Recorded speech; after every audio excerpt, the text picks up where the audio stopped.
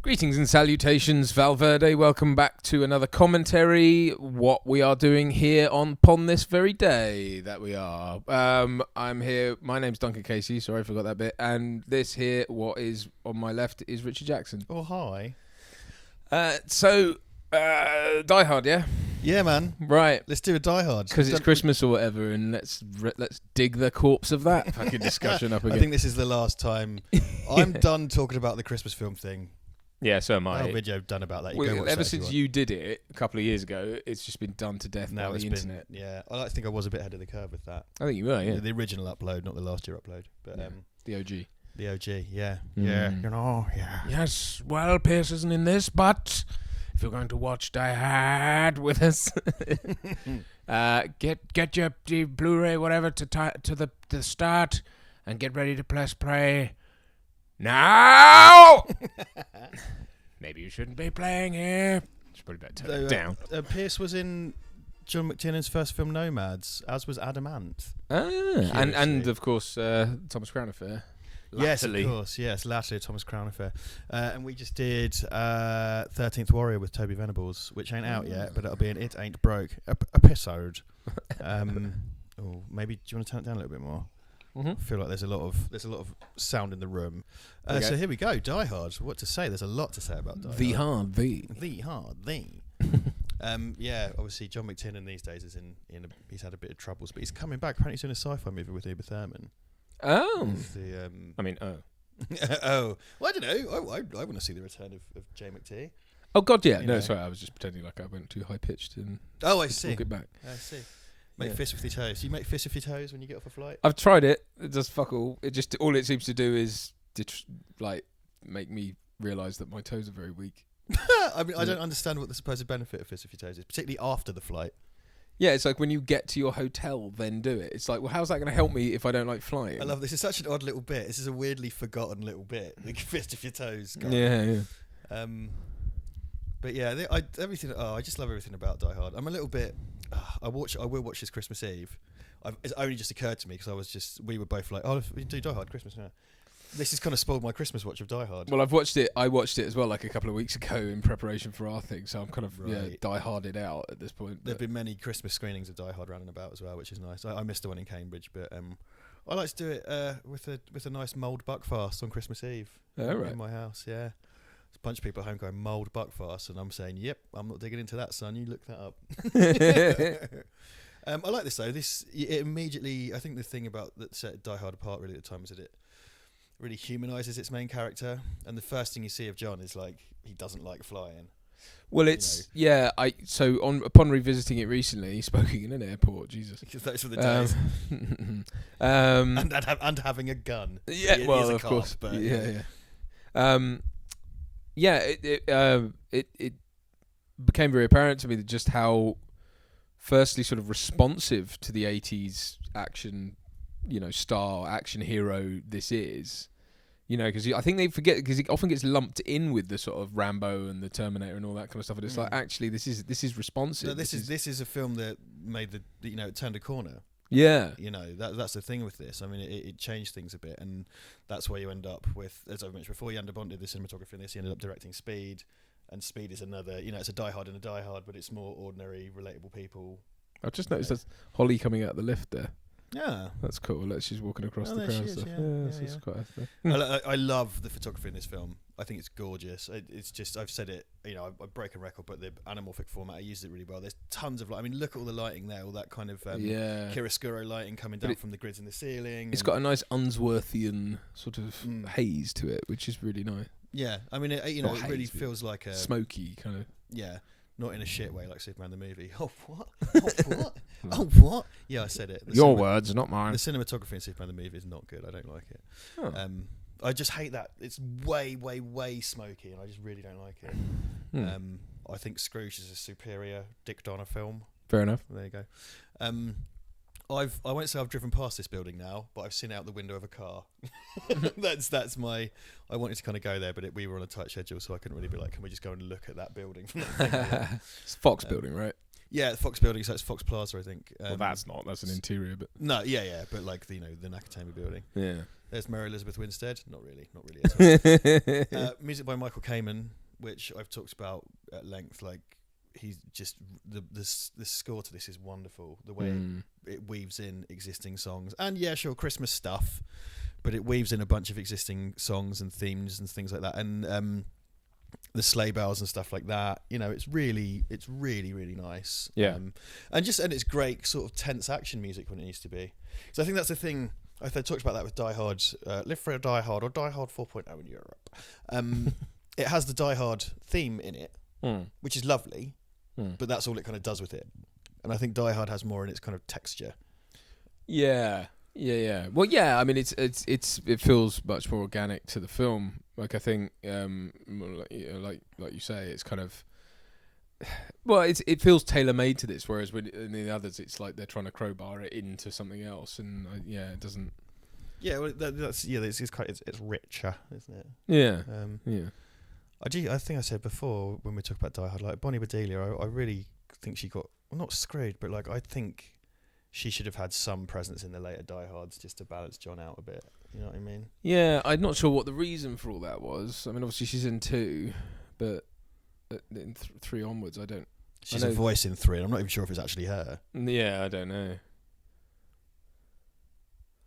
California. Yeah,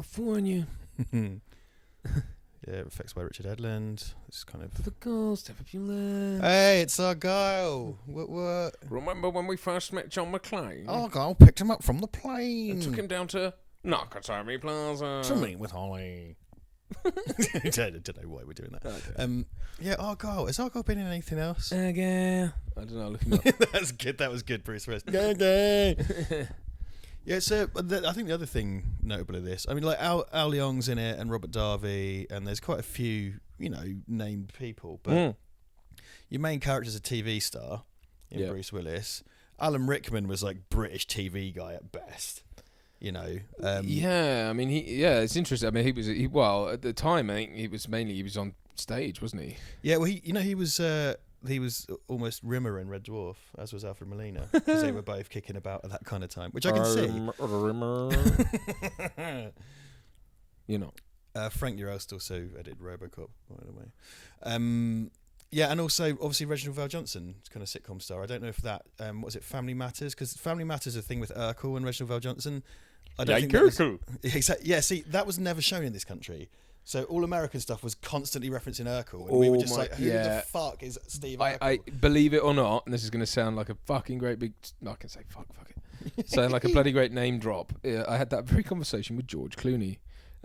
Really? Briefly, yeah, because I was on. Limey. I want to tell you all about Family Matters. That's my job. Firstly, Devereux White, who plays Argyle, is in stuff up until 2014. He played an Uber driver in Workaholics, whatever that is. Okay. Anyway, not the point. I was saying, like we were on Monuments Men, and I was doing like he was there with Hugh Bonneville, the top of a scene, and I was just a freaking extra in that, really. But I was there, and I was going like, Gadzooks and Hey Sarge and all this, like Gomer Pyle and and Shazam, and he was like, Gomer Pyle, right? And I was like, yeah, I'm gonna level with you though.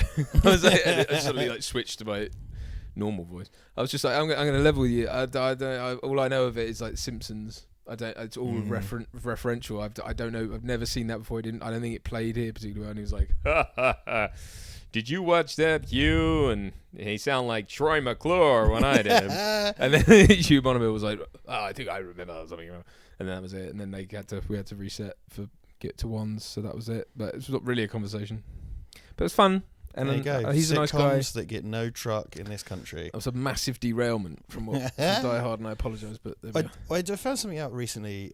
So this is obviously it's based on a novel by Roderick Thorpe, which we've discussed before. And there's this. There was the novel The Detective, and then that was made a film with Sinatra. And off the back of the film, they wanted a sequel novel, which was Nothing Lasts Forever, which they got and was quite as an unsuccessful novel.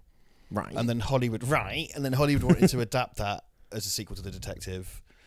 That kind of didn't go well, but it's adapted by Stephen E. D'Souza and Jeb Stewart.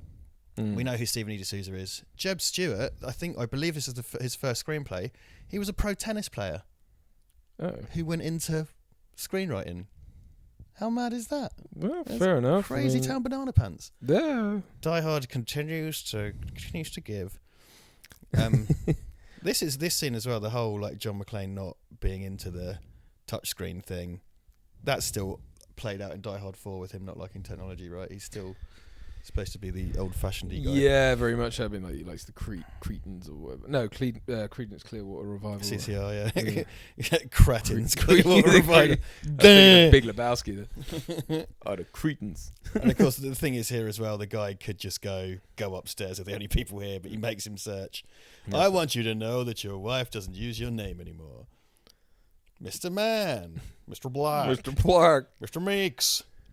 There's it's a character device, isn't it? It's to tell you about Holly before you even really meet her. Yeah, and I also think it does. I do kind of think it's supposed to demonstrate the redundancy of certain technology. Like the guy has to make him go through the thing. Yeah. And then he's kind of like, oh, well, I didn't actually have to do that. But, Also, I think as well, he's seen as the old school. I mean, this is a film about, I suppose, old ways being better in that, you've got the techno thieves, in. Yeah, so the techno thieves are fooled by a cowboy. Yeah. Yippee-ki-yay, motherfucker. Yeah. Look at that. That's really lovely. All the kind of super wide stuff in this is so nice. Yeah. I think it's just such a singular look. And I don't know what it is about Die Hard. It's sort of like, I could just always watch it. It's one of these things. It's like drinking a delicious drink. You know what I mean? Like, I'll never get tired of a cold beer. You know what I mean? Yeah. I don't want to be. That's such a blokey thing to say. I was like, oh, I love a cold beer, kissing girls. I'm not gay. But you know what I mean? Like a night, whatever your night. I'll tell you what. It's like my drink is a whiskey sour, right? This is like I will always have a whiskey sour. Die Hard is the whiskey sour of movies. Okay. Though it does have that fake. That's in the whole beginning. That fake tint at the top. A bunch of the shots have that to kind of give it that hazy. And I think it's because they've shot it probably in the morning. They want it to look like that dusk look to match the stuff out the windows. You look at the lighting, that chiaroscuro thing in all these office scenes where it's all the lighting pushed down. It's so. The lighting design in this film is so detailed. I love it. It's just really strong cinematography. And like the light coming down through the water drops and stuff, the reflections of the water. And this is all one kind of long shot that they've patched up. Well, it's opulent, is it? I suppose as well. It's to show the opulence of he's on the top floor, isn't he? This is the total representation of the 80s. So he's the schlub, the working class schlub who's ended up he's out of his element. Yeah. He's up there on the top floor with all these people, and he doesn't get it. And it's shown like all the coverage is very opulent. That's very opulent. It's like a painting almost seeing through the waterfall. It's crazy. California. But the good thing, I mean, these people, it's not like this is shown to be a thing you want. It's just like, this is what it's like, it's, well, that's the tension with John McClane, isn't it? He's the blue collar cop, and versus white collar criminals. He's off in New York collaring people usually, but now he's got to fight the suited techno criminal with. Because that's the good thing about Hans Gruber. He's such a diametric opposite to McClane, right? Because he's all about his Savile Row suits and his classical education, whereas John McClane's sort of like a vested dude with a gun. That's another thing that occurred, and I don't know why it only occurred to me on the last viewing, but it was the fact that that Hans Gruber is obviously an Anglophile. Like it's because he's in. I sort of realised that he's not really playing it with a massively German accent. It's like it's the accent a German would have if he learned English in England. You know what I mean? So he's clearly educated in England, and it obviously loves Savile Row, and he's bought into it. But he buys into the kind of the image of it all, and that's another thing with him is he's sort of superficial in a way. Hans Gruber, he's kind of like, and that's the thing, you come to realise he's quite a hollow person in terms of he's organised and planned everything, but he is just a thief at the end of the day. And I know when he goes I'm an exceptional thief. And I'm moving up to kidnapping. Yeah. But it's but that is all you are, mate. At the end of the day, it's. Yeah, well, he has all these kind of pretensions and stuff, right? And that's kind of what. And John doesn't. He's kind of unreconstructed. Also, Ellis, what kind of dipshit does coke off their boss's desk? I mean, I know it's the 80s, right? But that he's such a good 80s douchebag. Oh yeah, it's just the. Well, he's emblematic of it's the unearned. I won't say privilege, but it's his unearned position, isn't it? And it's that constant need to justify it. And he's really, at the end of the day, he's just some sort of money grubbing, superfluous idiot, And he's like, it's a Rolex, all that shit. It's right. It's all fucking right. It's all it's all completely it's all completely superficial. His this was in Risky Quizness, but I'll say it again. So that's the wonderful Hart Bochner, who's done loads of stuff and he directs and stuff now, I think. His dad, Lloyd Bochner, is in The Detective. So there's weird connective tissue to the... And we talked before about like how they kind of technically had to offer it to Sinatra, which is hilarious because he was like 65 or something. And I sort of wish he'd done it. It's decrepit. Though now, because that was before the age of the aging action hero, right? Back in those days, that was in the days of 60 fags a day and steak and milk for breakfast. Like that was the pints of cream, dirty shitter days. Yeah. The dirty shiter. Look at that. I do love a vest. I often hang out in a vest at home, and I owe that to Bruce Willis. I think he's got that gnarly scar on his shoulder, isn't he? It's obviously like surgery or something. That tat as well. Yeah. I'm a cap. That's what says. Is that tat supposed to imply that he was he's ex-forces or something? Maybe. Is that not Bruce Willis's? I don't know. I don't actually know. Yeah, I don't know. See, this bit's nice, and it's like this is a great bit of like setup thing, and they're like, you know, like she's like, I miss you, and all this sort of stuff, and it's like you can tell they have a longing for each other, but they just can't get out of each other's way. Like, yeah. They have this fucking relationship where like they can't be together, but they can't be apart, right? Yeah. So it all starts quite warm, but then he's all kind of pissy about her not using his name. But then there's little because they've got great chemistry. Yeah, like the little smiles and stuff. It's really nice, and that's one of the. I know you're not a fan of Die Hard 2. I'm a bit of a Die Hard 2 apologist, but you know, I think that's something that comes across in Die Hard 2 as well, even though they're separated for most of it. And Holly stuck on a plane about to crash into the Potomac River on the eve of Christmas. As the song goes. Yeah, I don't mind Die Hard 2. It's just for me, it's not as like this and 3 are my favourite. Oh, dude, well that's the problem. They're so good, aren't they? Yeah, that's it. Yeah, he's a fucking mess in Die Hard 3 as well. McClane, I mean. Not yeah, well, I like that about it. Yeah. It starts off with him he's been smashed the night before. It's great. It's great. Well, that's a great place to put him as well. It's just like he is so dysfunctional, and he needs to be, and it is the typical of the American. It is John Wayne, isn't it? I mean, it's that thing of like. Just getting by on his wits. Asshole. Yeah. Getting by on his wits and just like swagger and everything, and that's how he. But again, but it's reluctant hero stuff as well, isn't it? It's like it's not like he wants to be there. It's just. Yeah, and this has this does say things about America's place in the world at this time, because there's kind of fear. The fear of Japan in the kind of 80s American narrative is everywhere. Like there's so much of it, and there's kind of Asian invasion themes in this because the whole office is kind of this Japanese theme thing. Obviously, it's Nakatomi Corporation, but then also the real threat, the violent threat, is from Europe. They're all European, European cigarettes, custom label clothes, whatever. So there's a bit of that. The main story is about how a soon-to-be divorced man tries to get his wife back at Christmas. Also, shooty bang bang. Yeah. But it's like you're introduced. That's the thing with him is he's so it's a great place to start with him because it's like he's flown all this way. He's talking to everyone he's meeting along the way. He's saying, "Yeah, I'm hoping to rekindle something with my wife. I'm hoping to get back in her good books, all that kind of thing." He gets there. She's receptive to that. She's even saying like, "I miss you. Yeah, let's just get this together." And then it's just because she's used her maiden name on the thing. He's like, "You are married. You're married to me," and it's like it's that possessive or whatever thing, that bit of him that just cannot get out of his own way, which we all have in us. Just is like, and that's the position he's in when shit hits the fan. So he still can't reconcile. So it's like, then I mean, that is one of those things where it's like, all I need to get back in my wife's good books is a terrorist attack to thwart a terrorist. Yeah, if you forget her birthday or whatever, just thwart a terrorist attack. Yeah. That's the man who looks like a wolf later on, and he also looks like Mark Pillow, who plays Nuclear Man in Superman 4. The Quest for Peas. The Quest for Peas. See this way. I can't remember the hacker guy's name, but he's like. Theo. Theo, thank you. He's the bully's friend, isn't he? Doesn't get his hands dirty, but he revels in it all. And the quarterback is toast. It's Christmas, Theo. It's the time for miracles. So be of good cheer. Shut the fuck up, alright? Shut the fuck up, Theo. Theo, you motherfucker. Okay, I told you 1,000 fucking times. This is James Gandolfini. My name's Hans fucking Gruber. The late great James Gandolfini just seemed like the most lovely dude as well, despite playing like this horrific monster. Well, that is often the. I mean, I don't think that's because it's not a hard and fast rule, but it does seem to often be the way. It's like we were talking about Willem Dafoe earlier. He's like a lovely bloke, I think. Yeah, that's it. And it's just like sort of terrifying geezer. Yeah. I love it in the thick of it when I know, in the loop when Peter Capaldi calls James Gandolfini Fred Flintstone. What are you going to do? Sit on me? You felt Willem Dafoe reading his daughter a nursery rhyme or something. Yeah. Rock-a-bye, baby. His daughter was like, Thanks, Dad. I think it's probably more like that. Yeah. Maybe. Again, it's all these levels as well. Everyone's got to get through levels, haven't they?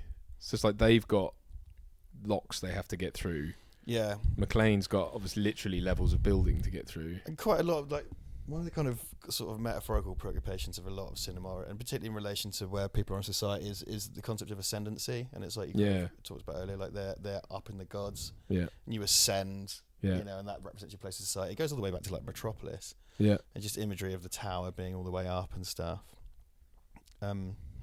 So this film features Wilhelm von Humboldt, who was Vigo.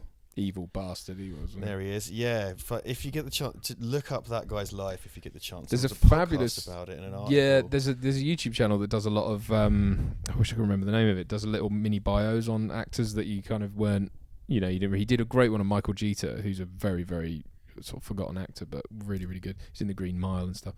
But he did one on what's his name?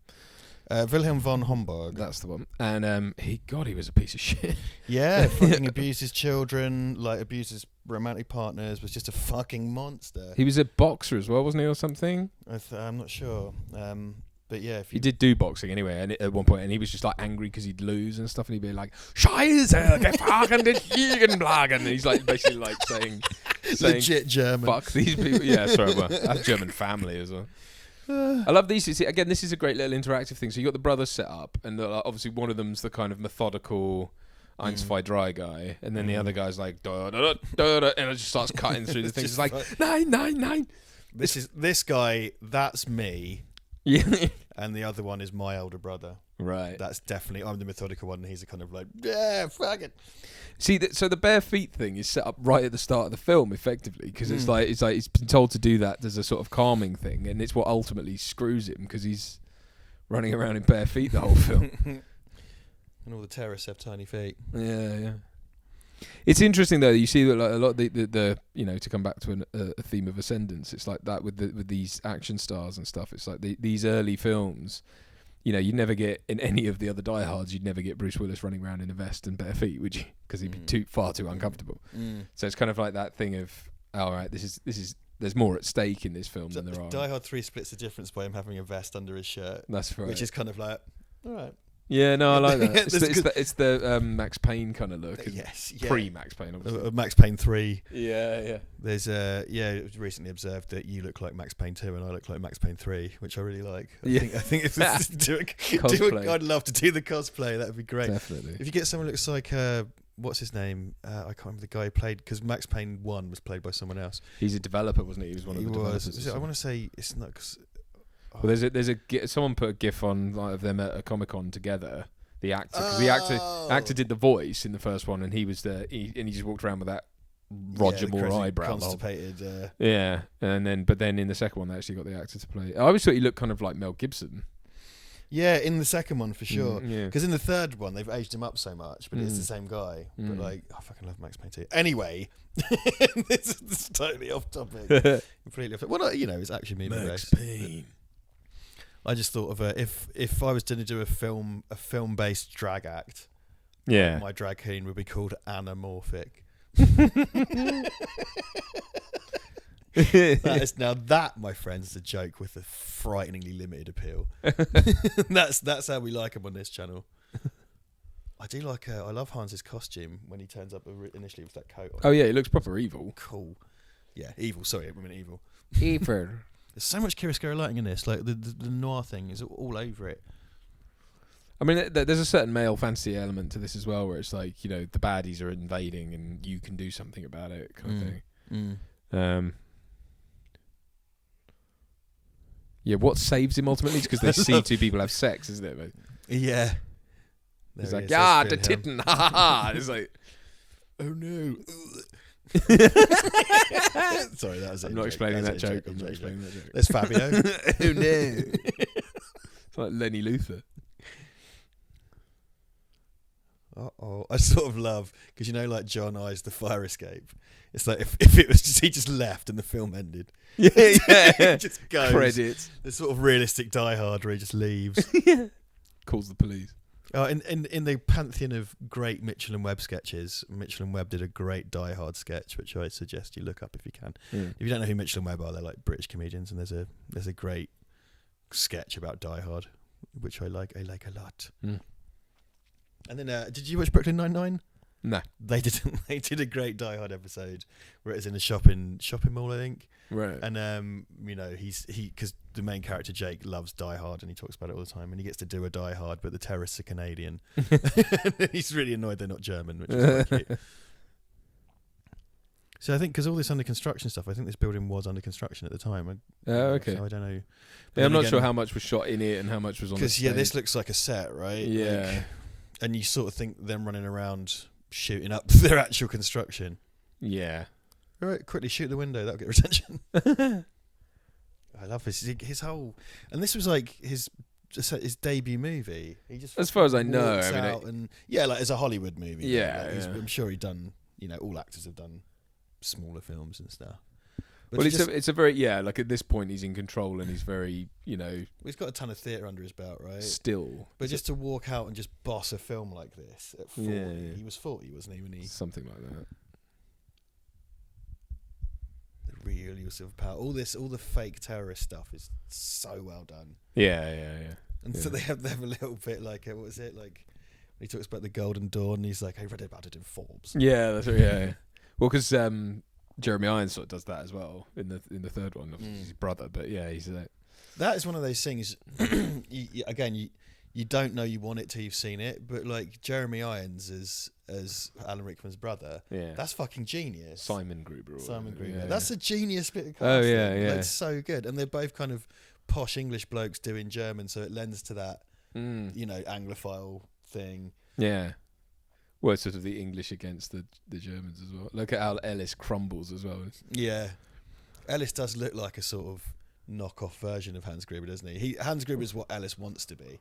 He actually has the refinement and class and Ellis is a kind of gauche, nouveau riche guy. Well, yeah, he's over the top as well. Like he's bought that suit because it's like what people nowadays is the equivalent of some guy who's gone out and bought himself like I don't know what Tom Ford fucking suit because James Bond wears it or something. Right. You know what I mean? But he's put it all together wrong. It's like that suit he's wearing is too much. The cloth is too thick. The pattern is way over the top. It's some sort of tweedy.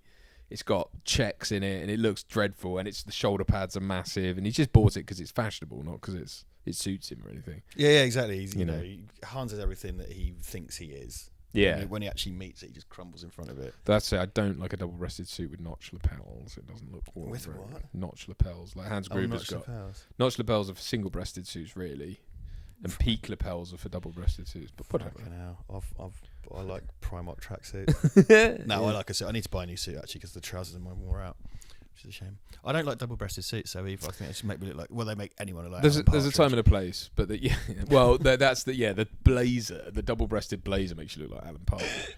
I think you can put if a double-breasted suit is well fitted, it's fine, but it's the baggy, horrible, like way too much excess material. I used to work in this language school, and the people there. I worked in a few, so I don't think I get sued for this. The people there were awful people. The management was scum, and none of them knew how to dress basically because they never had to wear smart in their whole lives. Yeah. And some people were coming to buy the school once, and they all like got their 30-year-old suits out of the cupboard, and like the director of the school wore this like double-breasted blazer thing, and my friend Tom, whom you know, said, look at them walking around in their suits.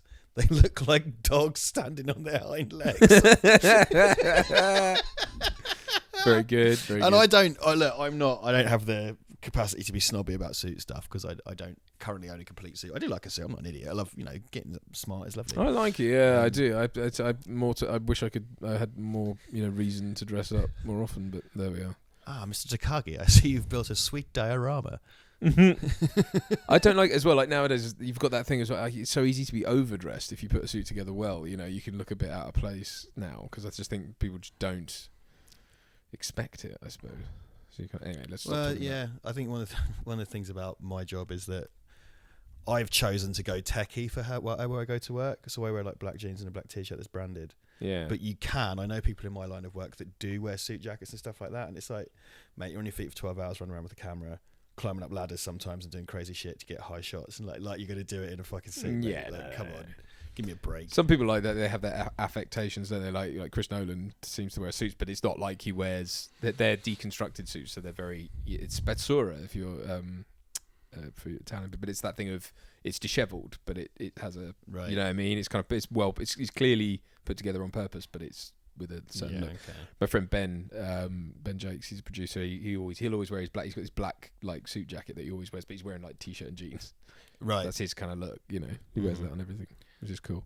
Yeah, Sam Raimi directs in a suit, which is something that he very much says I did it because Hitchcock did it. Well, Paul Feig as well. He always he's massively into his sartorial stuff. Anyway. Well, I don't know. I think the discussion of it's relevant. The sartorial aesthetic is relevant to Die Hard. Yeah. Well, it's relevant in this conversation because these two men, again, that was very much the kind of 80s, and it still is to an extent, that kind of when you have power meetings and power brokerage and this stuff, it's all about what you're wearing. You know, that's the way in, isn't it? That's how people start talking. So here they do that. You know, it's like, that's a very nice suit, Mr. Takagi. There's not enough talk of how Mr. Takagi went to Games Workshop to build that diorama. He's been playing Warhammer on that. And there's all the Japanese stuff all about like all the statues and things. Crawly.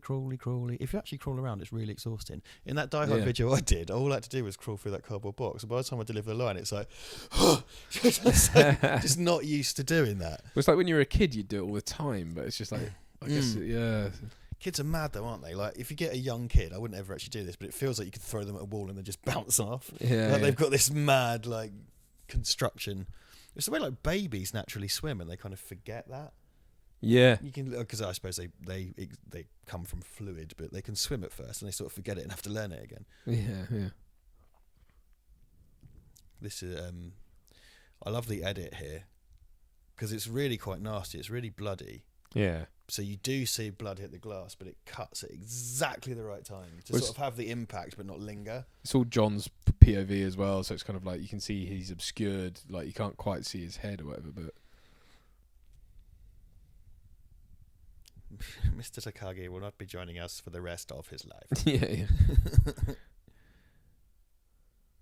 So it's interesting. There you go. Oh, there's two. Now there are two shots there. There's a practical exploding head, and then there's a blood hitting the glass, and they're both for probably a third of a second, half of a second. Yeah. Flows wonderfully. Look, he lost the bet. He lost the bet. That's always a nice shorthand for how, you know, for a team and for who they are, and it's like that's more than just people they're not colleagues. They're like they've spent time together talking about. And that's pure visual storytelling. That's zero dialogue. Yeah. You don't have like, I'm going to make a bet with you. Yeah. They do that.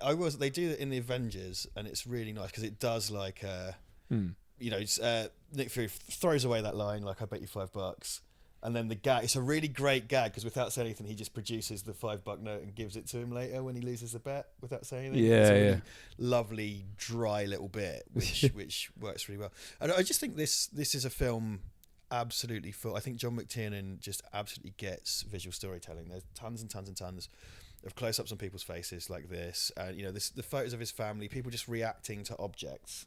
A lot of people reacting to objects and not just, you know, it's the strength of the script as well, but not just telling us what they're feeling or what they're doing. You know, and I think that there's really, really part of its kind of fabric, which I don't know. I think we went into this sort of Die Hard era films and maybe we kind of lost it again because I really like all the John Wick stuff, but that's like, well, the guy is superhuman, but he's really thin. Yeah. So that's, you know, he's not a kind of Mr. Universe type guy. That's right. Cut the yellow money wire to make the money go down the wire, or is it a bomb wire? I don't know. A bim. So again, the lighting here is wonderful. The stuff with the smoke. I think there's something with I enjoy a lot of the imitators of Die Hard, but I just don't think they're not quite as rich. You know what I mean? Like Sudden Death and Under Siege, they're all lovely. But Speed and all that. I like Speed has a real personality to it that I think goes a bit beyond just being a Die Hard clone. But I agree, it's not the same thing. That's a lovely shot of him walking into the light there.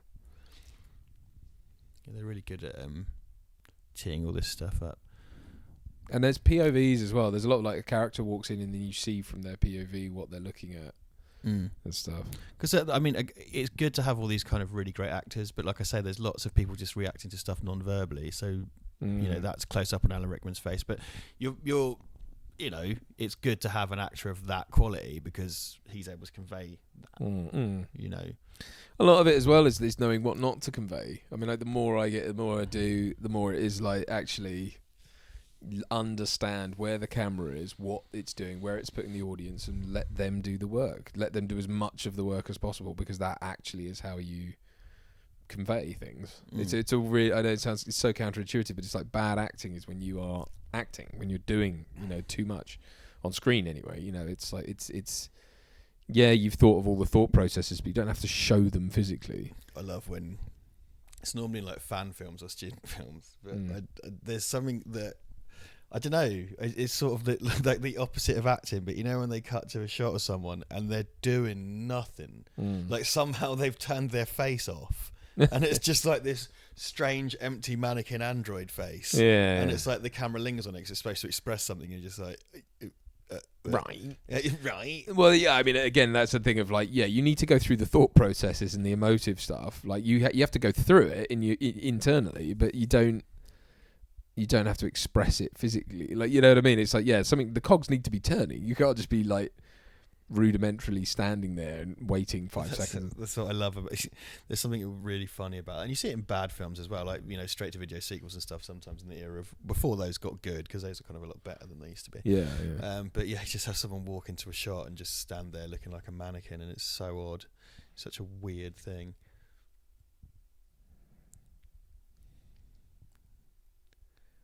Yeah, I don't know actually how much, because this looks like it's probably in the tower. It's the right shape as well. I mean, obviously, but I don't know how much is on location and how much is on soundstage. The thing is, to build that on the soundstage would be quite easy, because you basically can leave a lot of the roof.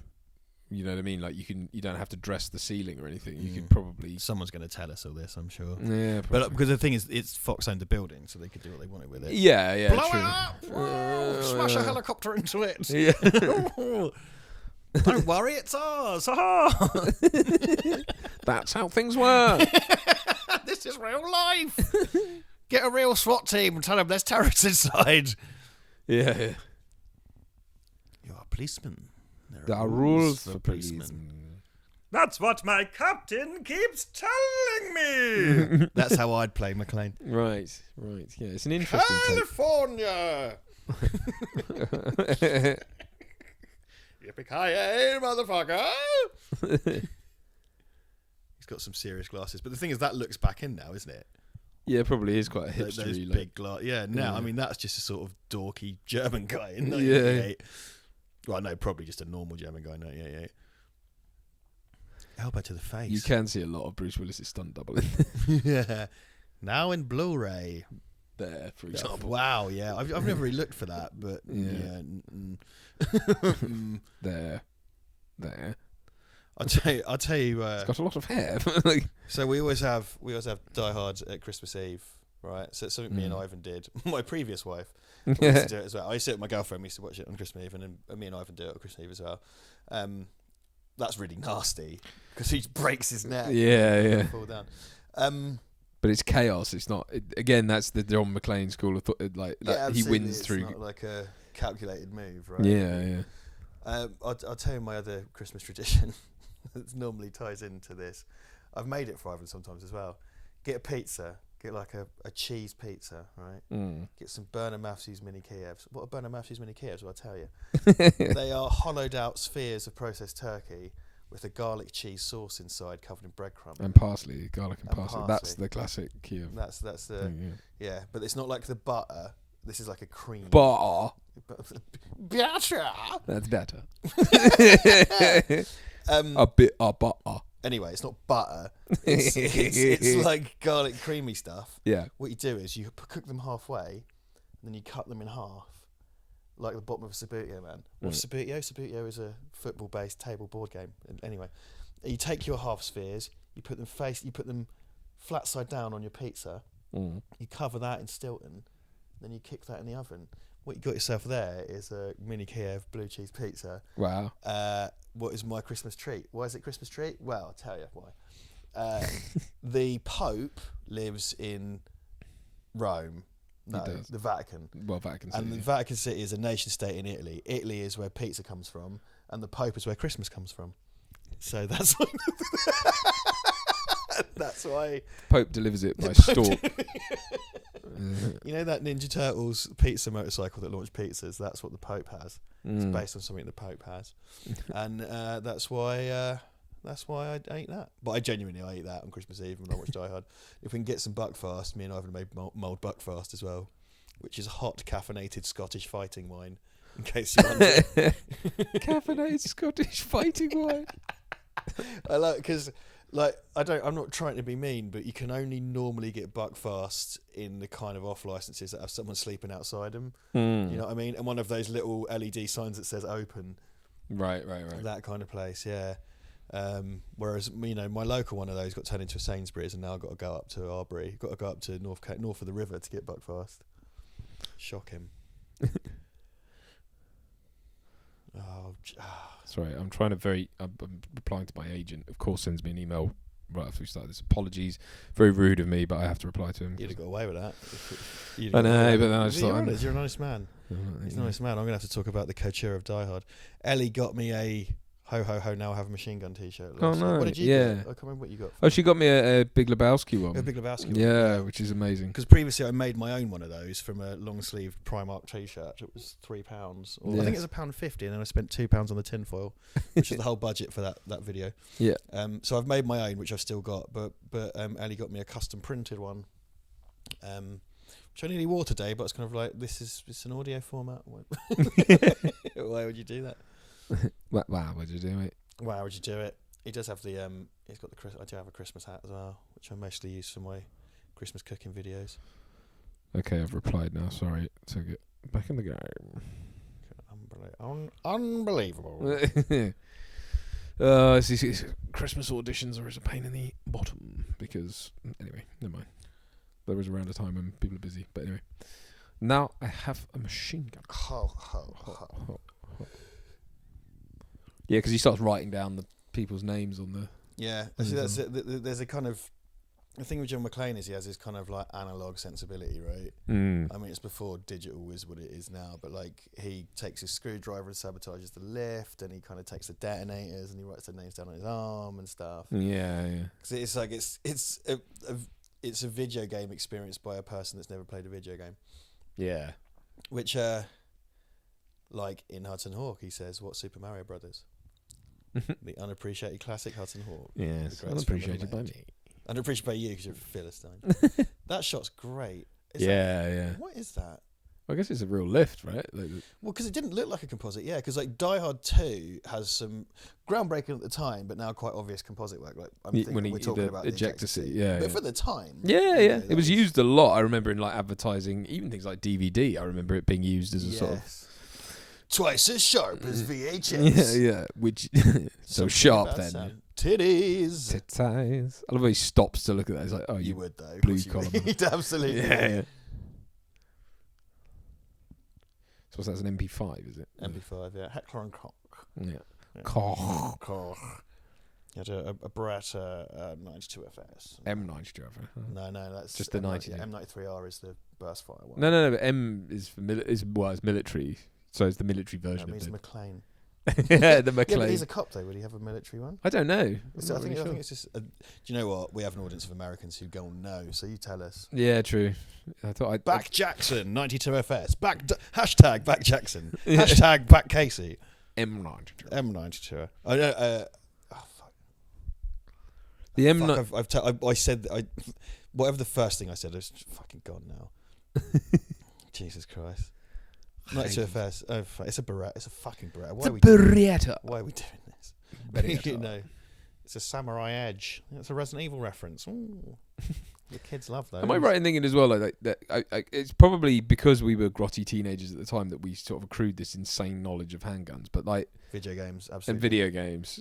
Then things like GoldenEye that completely mislabeled them. As, well, yeah, because that's the thing though. Because like Counter-Strike used to have all the original gun names, but the retail versions they had to change them because they're copyrighted, they're trademarks. Right. So that's why, and I think that's GoldenEye's thing because you would have to like license. So I think I think that changed because the original Resident Evil games had proper gun names, and then for the reissued ones they were changed. Yeah. Instead of Desert Eagle, there's so many games with a gun instead of a Desert Eagle called like a Sandhawk. Yeah. or whatever. Was the DD? Oh, was it the DD4 or something? DD4 Dostave or something. Dostave, yeah. Whatever that was. Yeah, and a PP7. PP7, yeah. A KF7 Soviet. That's right. Yeah. They were great, like off-brand. Yeah. Fucking club, man. The club is the worst. It's it makes the worst noise. Shit and, the lowest damage. The club, and it has a crap name. It has a crap name, and getting killed by a club was embarrassing. Yeah, it was. Because it had a fire rate of like 1 round. Yeah. Taka. It's like, shut up. I love all this, all the LA skyline stuff. Yeah. This is what I was trying to do in my video with the Cambridge Queen Anne car park in central Cambridge. Yeah. Stop joking me off on the radio. Does it sound like I'm trying to order a pizza? Stephen E. D'Souza reuses that joke in Judge Dredd. Oh, really? Rob Schneider's like, what are we going to do? Knock on the wall and say, hello, Cursed Earth Pizza. Yeah. So it's not the same joke, it's very similar. Oh, I got a windsock. No one ever notices the die-hard windsock. Yeah, pizza delivery was an off-reference thing at one point. There was like the kind of mundanity, like, I guess people just ordered pizzas all the time. I just don't see it as a thing nowadays. I guess people don't eat as much pizza. Yeah, I don't know, like, if there was some kind of novelty to it then. I don't know when pizza became a thing. Yeah. There's Reginald Val Johnson. Comes in later than I thought. Poundland John Candy. That's John mean. Candy. I don't mean to say that's mean. So I don't like. But I got called a Poundland David Tennant or Dime Store David Tennant by someone playing. Why? Playing Erica. Or Poundland David you're Tennant. I mean, okay, you're a white guy of a certain height or hair colour. Yeah. I mean, that's it. He's Scottish, by the way. America, different thing. Mind you, my grandma was Scottish, but whatever. Shut up. Nicotumi, please. I love this shot as well because he walks out and looks up, doesn't he? And there's just blinking lights going on the top of the skyscraper, and it's like obviously gunfire, but he doesn't realise that. Although you would think he'd hear it. Maybe not. It's just that far away, isn't it? See, that's great to do that in a one take as well. Do you think they've put those lights, the flashing lights, on top in post? The gunfire at the top. Yeah, I guess it. Well, I suppose so. Cause it'd be pretty hard to coordinate that. Yeah, I mean, I suppose you could, but then imagine it doesn't show up. Yeah, it's a massive ball ache. Don't know. Who knows? It could be strobes or fireworks or anything. Look at this. This is where it goes super duper anamorphic. It's just lens flares for days, but not in an obnoxious way. Because I think that's something that became. I hate bringing it up. When you do it on purpose, yeah, that's it. Because I think with, for example, this 2009 Star Trek film and a lot of J.J. Abrams stuff, that's a case of actually pointing lamps at the camera it's strategically for the purpose of creating lens flare. Yeah. Some music video. Because there's so much movement in this, like they move past lights and stuff, and it just creates these nice flares. And it's nice because it has that kind of naturalistic sort of moving camera stuff, but it splits the difference with just being ridiculously glossy and cinematic. It's this insanely glossy looking film. Yeah. Well, no, it's nice as it just. It creates extra depth and movement and everything when done right. It's just when it's sort of in your face constantly, it's a bit.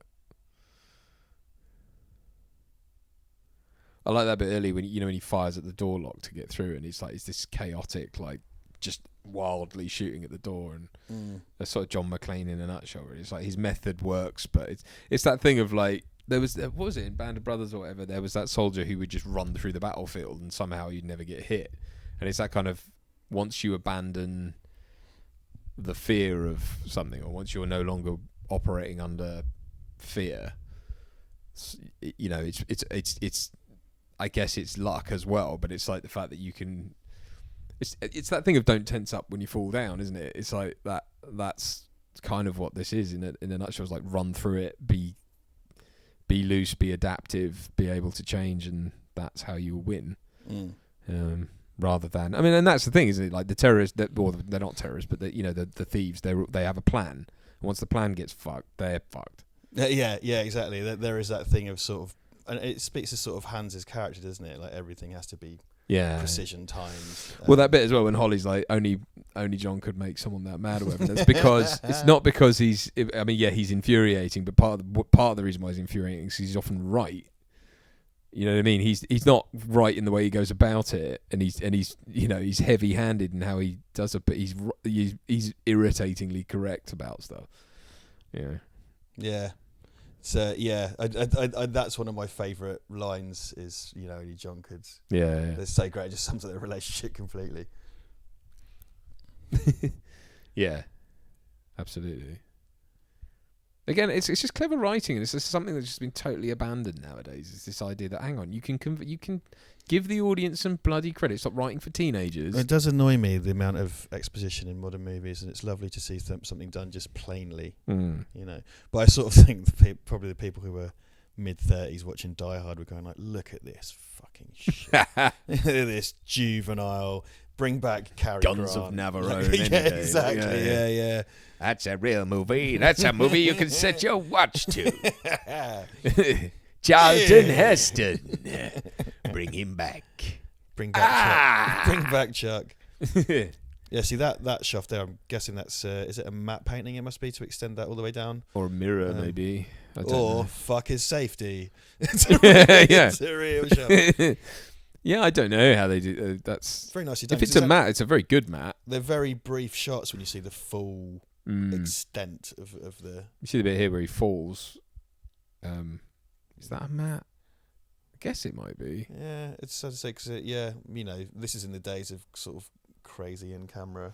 And here's another thing, actually, another great bit of visual storytelling. The bit while he's trying to control it to get across, he's not making it, and as soon as he falls and he grabs it, that's when he makes it like this. Look, that he survives because he let go effectively. I mean, it's a literal thing, but it's like he let go. Actually, maybe that's John McClane's thing. Is it's like he has to learn to let go. That's his kind of character arc. Is like let go of the things, and things will come back to you. Stop trying to control how because when he starts, it's like he's flying there. He's brought this big stupid bear that he thinks is going to get him in Holly's good graces. Yes, and it's like once you let go of your control. And it's a lesson I think everyone in this learns in a way. It's like the way to succeed is to let go of control. And Hans Gruber can't. He has to control everything. And that's what he doesn't like. It's the chaos he can't stand. There you go. I've done it. I've sorted Die Hard now. Fixed Die. Turn it off, mate. Well, thanks, everyone. It's been great. Thanks for joining us. You don't need to watch the rest. Enemies become friends. Friends become enemies. Completed Die Hard, mate. Yeah. Completed it, mate. Yeah, 100%, mate. 100%. Look at all the extras. Yeah.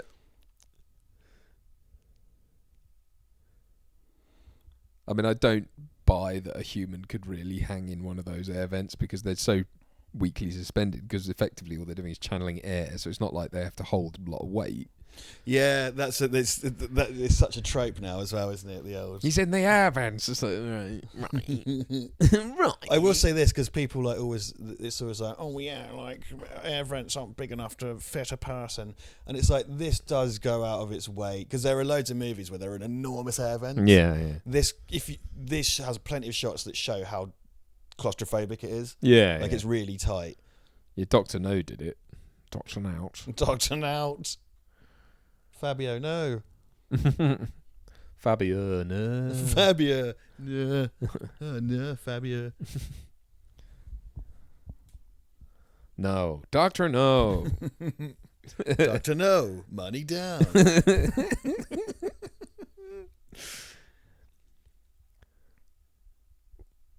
What's his name? The cop. Well, John McClane, but what's he called? Can't remember now. Al Powell, isn't it? Al Powell, yeah. He is literally called Powell. Not NTSC, Powell. That is a filthy, filthy vest. This is it. Once he comes out the vents must be vile because it's a brown vest. They're not shown as vile. They're all really clean inside. Like somehow. After this is the kind of because we did a video on this that came out yesterday, and someone kind of said like, you know, you talked in X-Men 3 about the shitty day to night transition, where the day to night transition in this film is really good. Which is, you know, it's really nicely handled.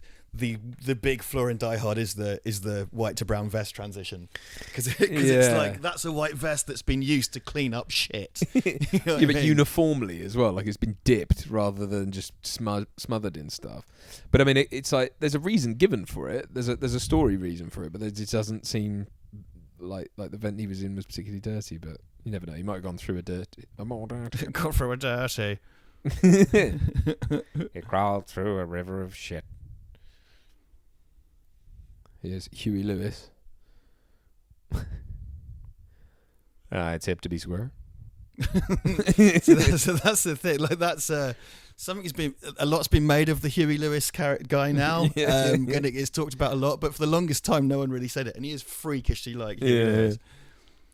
That's because it's like these things just get like it's been overstudied, hasn't it? This is the thing with like dickheads like us sat around with nothing better to do, overwatch films and have to pick it apart to a ludicrous degree. But I used to be a renegade. I used to fool around. Have you seen the Funny or Die thing with Huey Lewis and Weird Al doing American Psycho? Oh yes, that's I have. Yeah, genius. Yeah, it's like spot on. It's so nicely done. It's very well done. Yeah, so the other thing talked about here is that they were going to retool this into a sequel to Commando for Schwarzenegger, which they're not doing, which again is written by D'Souza. And man, as much so I just think the Arnold version of this, as much as I love that, like him sort of doing, it wouldn't be this though, would it be? Bearing in mind the time that it came out, it's Arnold, peak Arnold kind of thing. It's like Arnold would have way too much say in like how John McClane was. He'd be like, John McClane is a big hero. There's no like, there wouldn't be any bleeding feet crying to Holly, like any of that shit. Right. Would it be like, you know, that would be a big vent. Yeah. That would be the biggest of big vents. Yeah. And then he has a machine gun, and then there's a maid, and he puts a baby in there. Well, that's because puts a baby in there.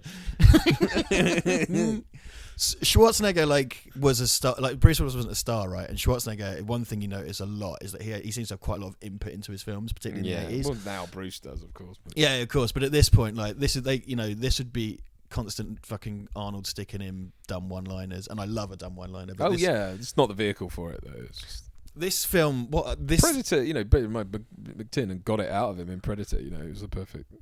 This is the most realistic, unrealistic film. Yeah, you know what I mean, because it's really grounded, but it's obviously completely bollocks as well. Oh yeah, but, you know, well, it's full of movie tropes, but it sort of still manages. It's just again. I think that's what's good about it. It splits the difference, right, between kind of insane because by making John McClane more of a real person and filling it with. Well, I was going to say, the mission statement from the get-go is these are real characters.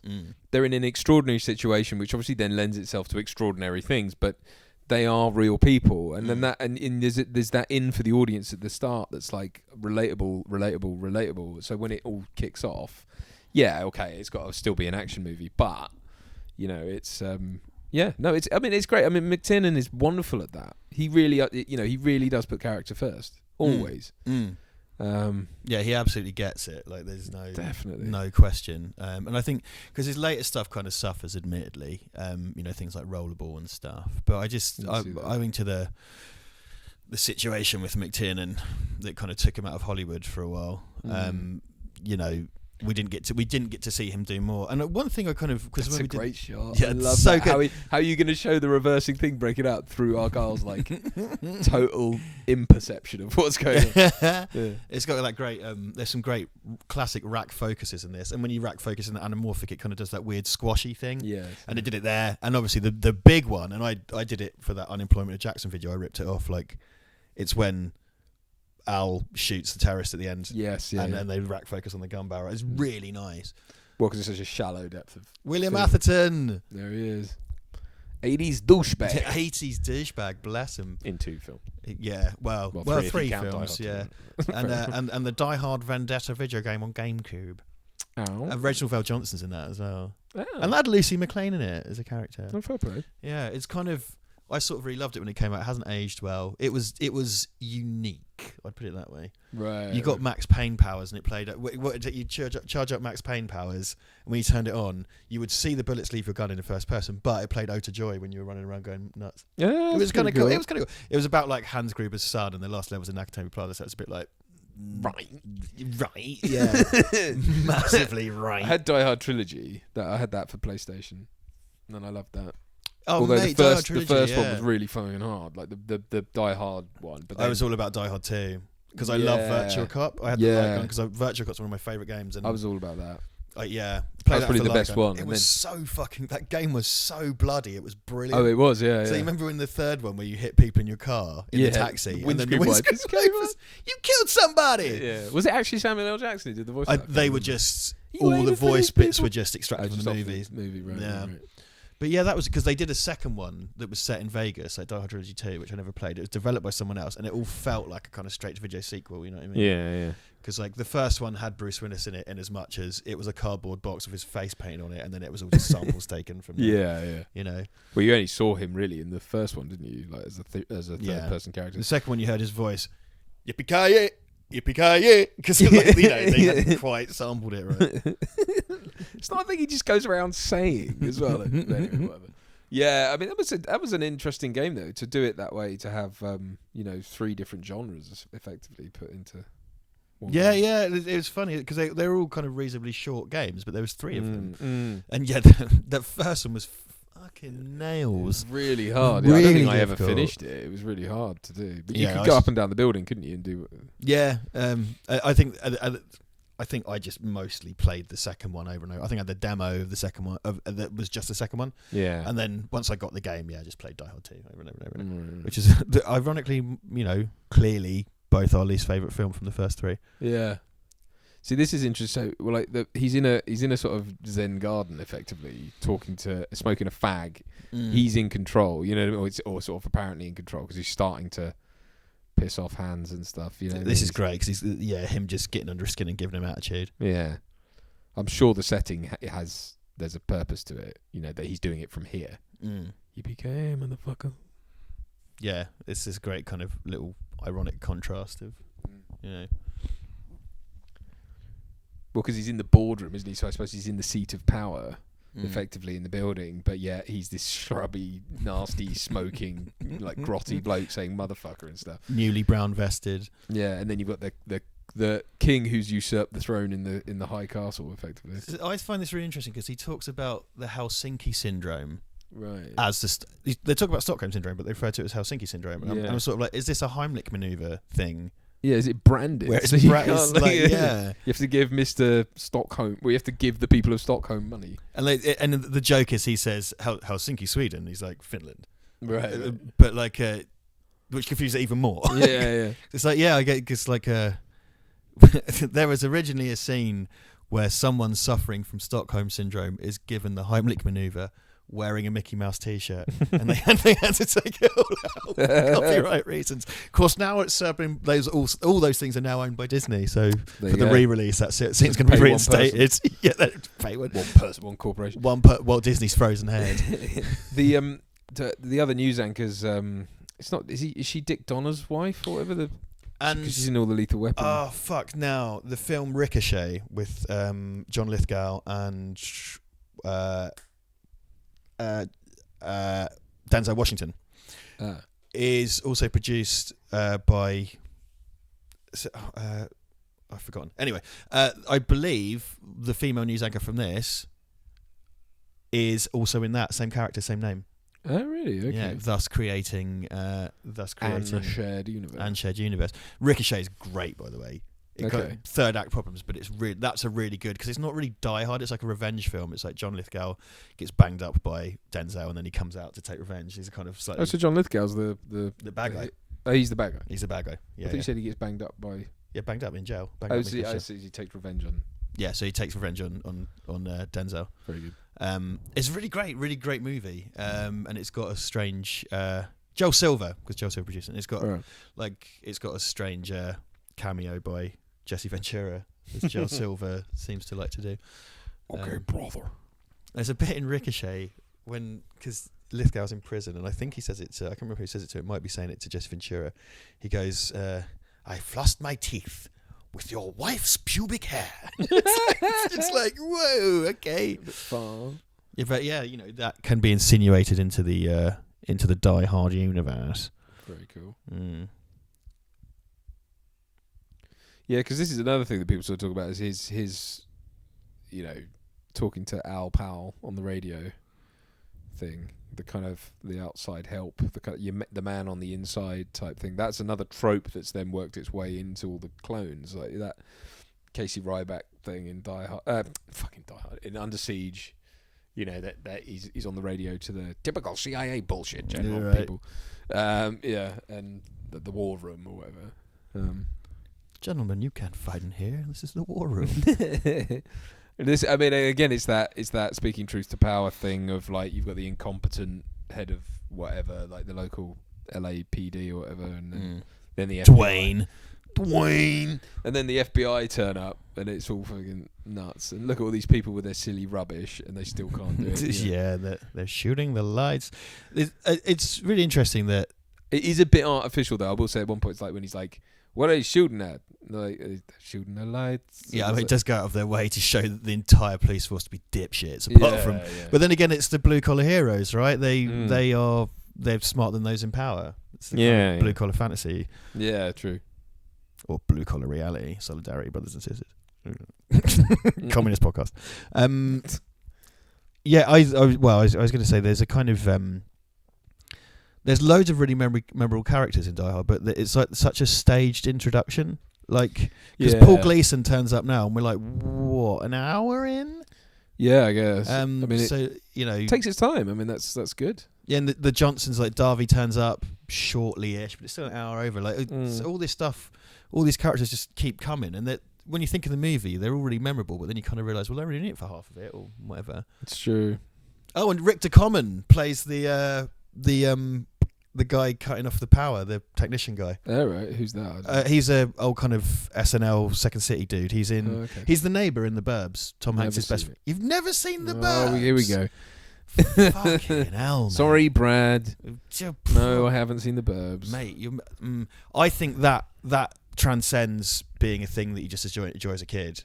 It's a really funny movie. Yeah, okay. It's a really funny movie. It's not just one of those. Because I used to love it when I was a kid, and I watched it again as an adult, and I was just like, yeah, this is brilliant. Like, it's a really, really funny film. Again, it transcends just being, because it's not even really a kid's film. It's quite dark and yeah. I remember the poster for it as a kid, wondering what the hell it was about, like Tom Hanks being electrocuted or something on the front. Maybe that's wrong. Oh yeah, no, it is. Yeah, isn't it like? Oh no, hold on. I actually think The Burbs meant it was a family called The Burbs. Right. Which is a kid thing to do. Yes, of course, yeah. But anyway. No, great Joe Dante action there. Back to The Hard. The Hard. Known in Germany as The Hard. The Hard, Don't look at my photographs. Yeah, it's good. She turns away John's photo just in time. Yeah. By which I mean hours ago. Yeah. You'd think though, like you'd have hoped she'd put it in a drawer or something instead. What's her middle name? I think it's Majesty. I think it's Her Majesty. It's probably like Marie or something. Don't be boring. It's Majesty. Holly Majesty Gennaro. Makiko. She's Japanese, so that's just to fit into. Right. Fatima Nakatomi Plaza. She changed her name to Makiko. Yeah. Argyle. Don't gob inside your bloody. He's drinking as well. I suppose he's in for the night, isn't he? I guess that's what. Yeah, well, yeah. Well, John tipped him to wait there in case he strikes out, and he's just like, "I'm going to drink." Yeah. Maybe that was just the 80s. I don't know. Little pick me up, pint of cream. What's that, Johnny Walker? I think, isn't it? It's the fucking the madman thing, the madmen thing of having whiskey at meetings and shit all the time. Well, like first thing you do when you get into your office in the morning is pour yourself a freaking whiskey. And like several facts. You get 3 at once. Just eat a cigar. It's time for my cigar now, Marie.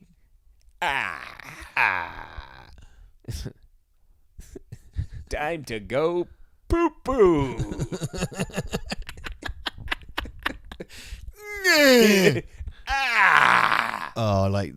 I mean, I think, end of the dirty shitter era, really. And I think the Japanese culture at Nakatomi would have led to a nicer diet, more steamed vegetables, less steak and cream. Well, yeah, like I guess sushi and shit, right?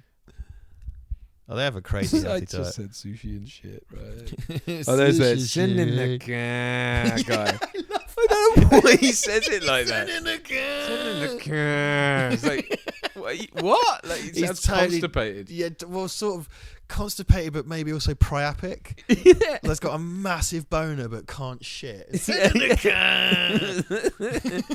And then the car. There's a sort of malaise to it, but also a kind of Slightly psychotic though as well. yeah.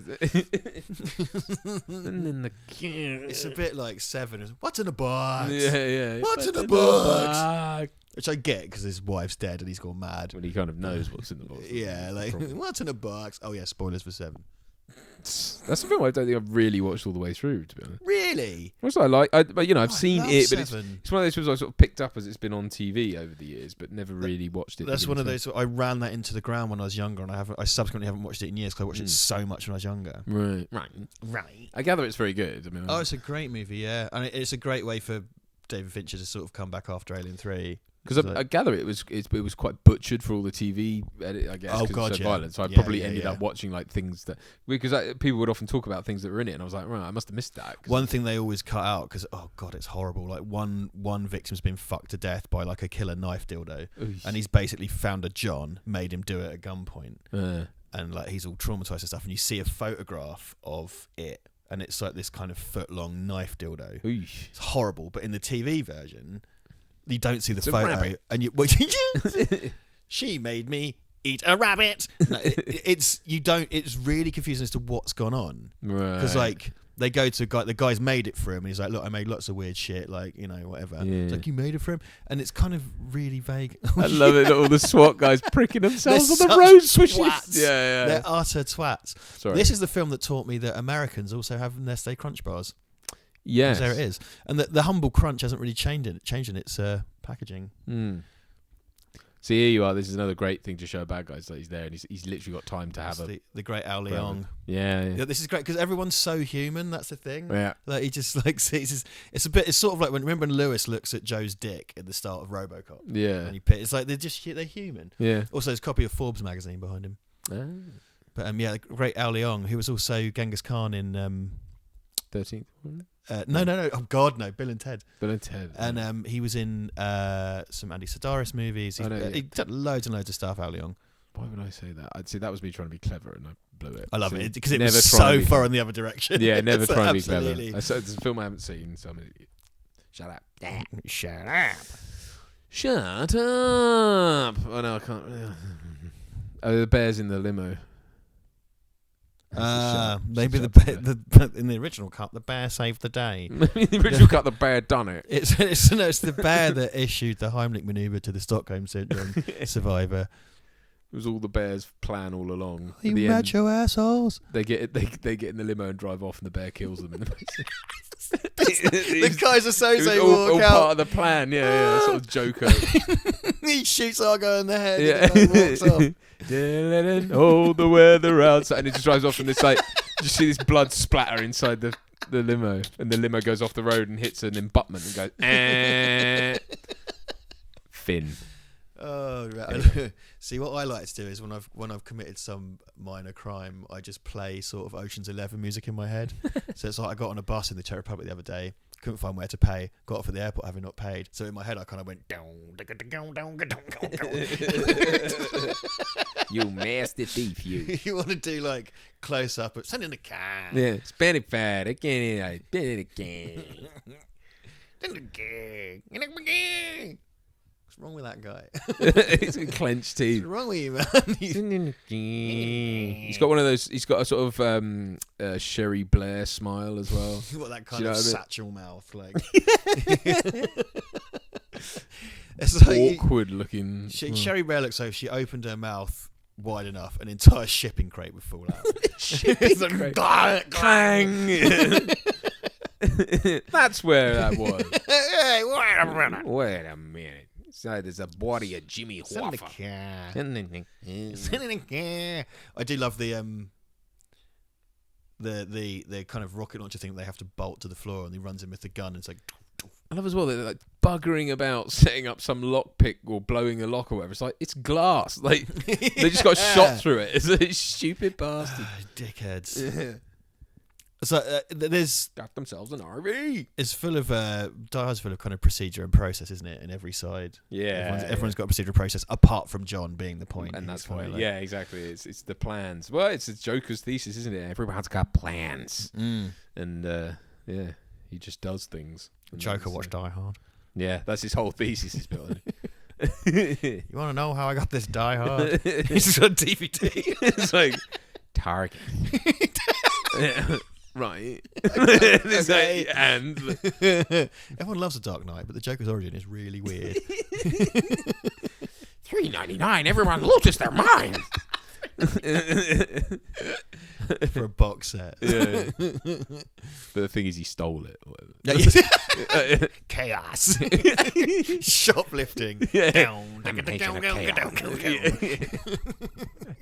And I sing the Ocean's 11 theme. I think the thing I'm doing might even be from Snatch. I don't even know what it is, but you have to have I was gonna say yeah, you need to have funky bass line. I've done a crime music. I've done a crime. I've done a crime. Jan, I've done a crime. Sorry, inside joke. You need to cry like 120 frames a second, close up of the eyes, and then close up of me throwing the bus ticket in a bin. Or not having a bus ticket. Look at that. That's got to be a miniature, isn't it? I don't know. I mean, I think so. That's a great. Yeah, look at that. Sure. And you get LA in the background, which sells it so well.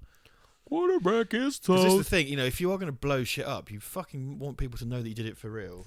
You know God, yeah. Well, the good thing here as well is the fact that this is where the scope starts to widen, right? Because up until this point, it's been a contained thing in a building, and I think they even said, well, the contained. I don't know. There's language around that. Now it starts to broaden out into like the FBI getting there, all the military turn up, all this sort of stuff, and then stuff like this starts to happen. Where he just chucks a thing down. This is so again chaos, right? But it works. It's this thing of like no one expected him to literally put an office chair down a elevator shaft with a load of what is it? C4. C4, yeah. Yeah, I love this because he just doesn't know how big it's going to be. Like wraps a monitor around it and stuff and chucks it down. So again, he uses technology as ballast. Yeah, that's He's right. got a fucking monitor, straps it to a chair, and like, off you get. Yeah. You know he couldn't turn that fucking computer on. He's just going 1, 2, 3. Fuck it, that'll do. Yeah. I'm not a bum guy. And but he knows enough to know how it will work, though, right? Yeah, he's a cop, right? So yeah, I he guess. knows enough to kind of... Well, again, but that's... Look, that was on when he started. It speaks to a sort of ex-military thing, though, doesn't it? Like in a for no, sure. I know they never say it, but it's kind of he's of that age as well. Yeah, because Robert Darby's able to say like, "Look, I was in Saigon." Yeah, yeah. So, what was it like? I was in middle school, dickhead. Junior high, dickhead. Or, Oh no! Love that. No. Like a massive that shot, because explosion. that shot was using DVD advertisements and things. So they're kind of ding, ding, ding, ding, because it all flashes like a. His face. What the? Probably out of the way, mate. Oh shit. That was used as well. I remember the diving out the way of the explosion thing. So it's what makes him relatable, isn't it? Like, but again, in the high tower, they barely feel it. Yeah, that's exactly. another thing of like but it's slowly, inexorably coming to it, and then he falls out of the tower. Yeah, there's a Lucifer thing, if you like, or whatever. Right? Yes, of course. Oh, yes, yeah. There's so much Judeo-Christian shit in American movies and British movies. I suppose there's a bit of Macbeth in this as well, in that you've kind of got the usurping of the throne, and well, they've not. Yeah, that's right, motherfucker. We're talking Bible and Shakespeare up in this shit. Shakespeare up in here, man. You feel that? One time for the Die Hard families.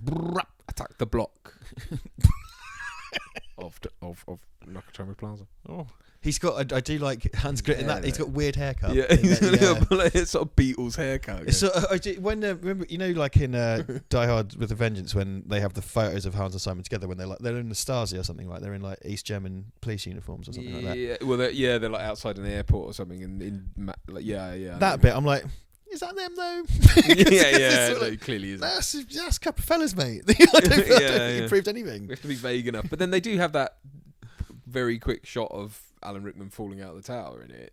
But then I don't know if they would have had to have asked his permission for that because it's I remember footage of him. Someone might be able to clear this up for me, but I remember because they're all Fox movies, but there was some kind of rights issue released in the UK where you couldn't get Die Hard 1, 2 and 3 in a box set together. Oh, right. So I think my friend had a box set that was 1 and 3, and then one of them wasn't in it, one was in it, but one of the 3 films was missing, and I'm pretty sure it was the second one, or vice versa, the inverse of that. And I was told it was some kind of rights issue, but it's like, well, they're all Fox movies. But I don't know if it was a UK distribution thing versus a US distribution thing. I mean, but Fox has distribution here, so I don't understand why they would. Yeah, well, some random deals get struck though, don't they? At points in time and stuff like that. I mean, I don't know, and because I remember we had we used to have these insane film marathons at my friend Nick's house, and it ended up being like 15 film marathons that went on for 30 hours and stuff like that. Geez, stupid, but when we started out, it was just, we'll watch 3 Die Hards, which seems quite twee in comparison now. And it was like, they had to be, so there was a box set with like 1 and 3 or something, or maybe 1 and 2, and then 3 was a separate, I can't remember. Anyway, 1 and 3 would be weird. I mean, obviously there's the McTiernan connection, but again, it's not like directors have rights to distribution. You put that fucking second one in my box. Fucking do you? I'm going to report you to the FBI for lying. I'm John McTiernan. This is this is my voice, and also how I sound. I'm going to. I also narrate gangster documentaries. On Channel 5. On Channel 5.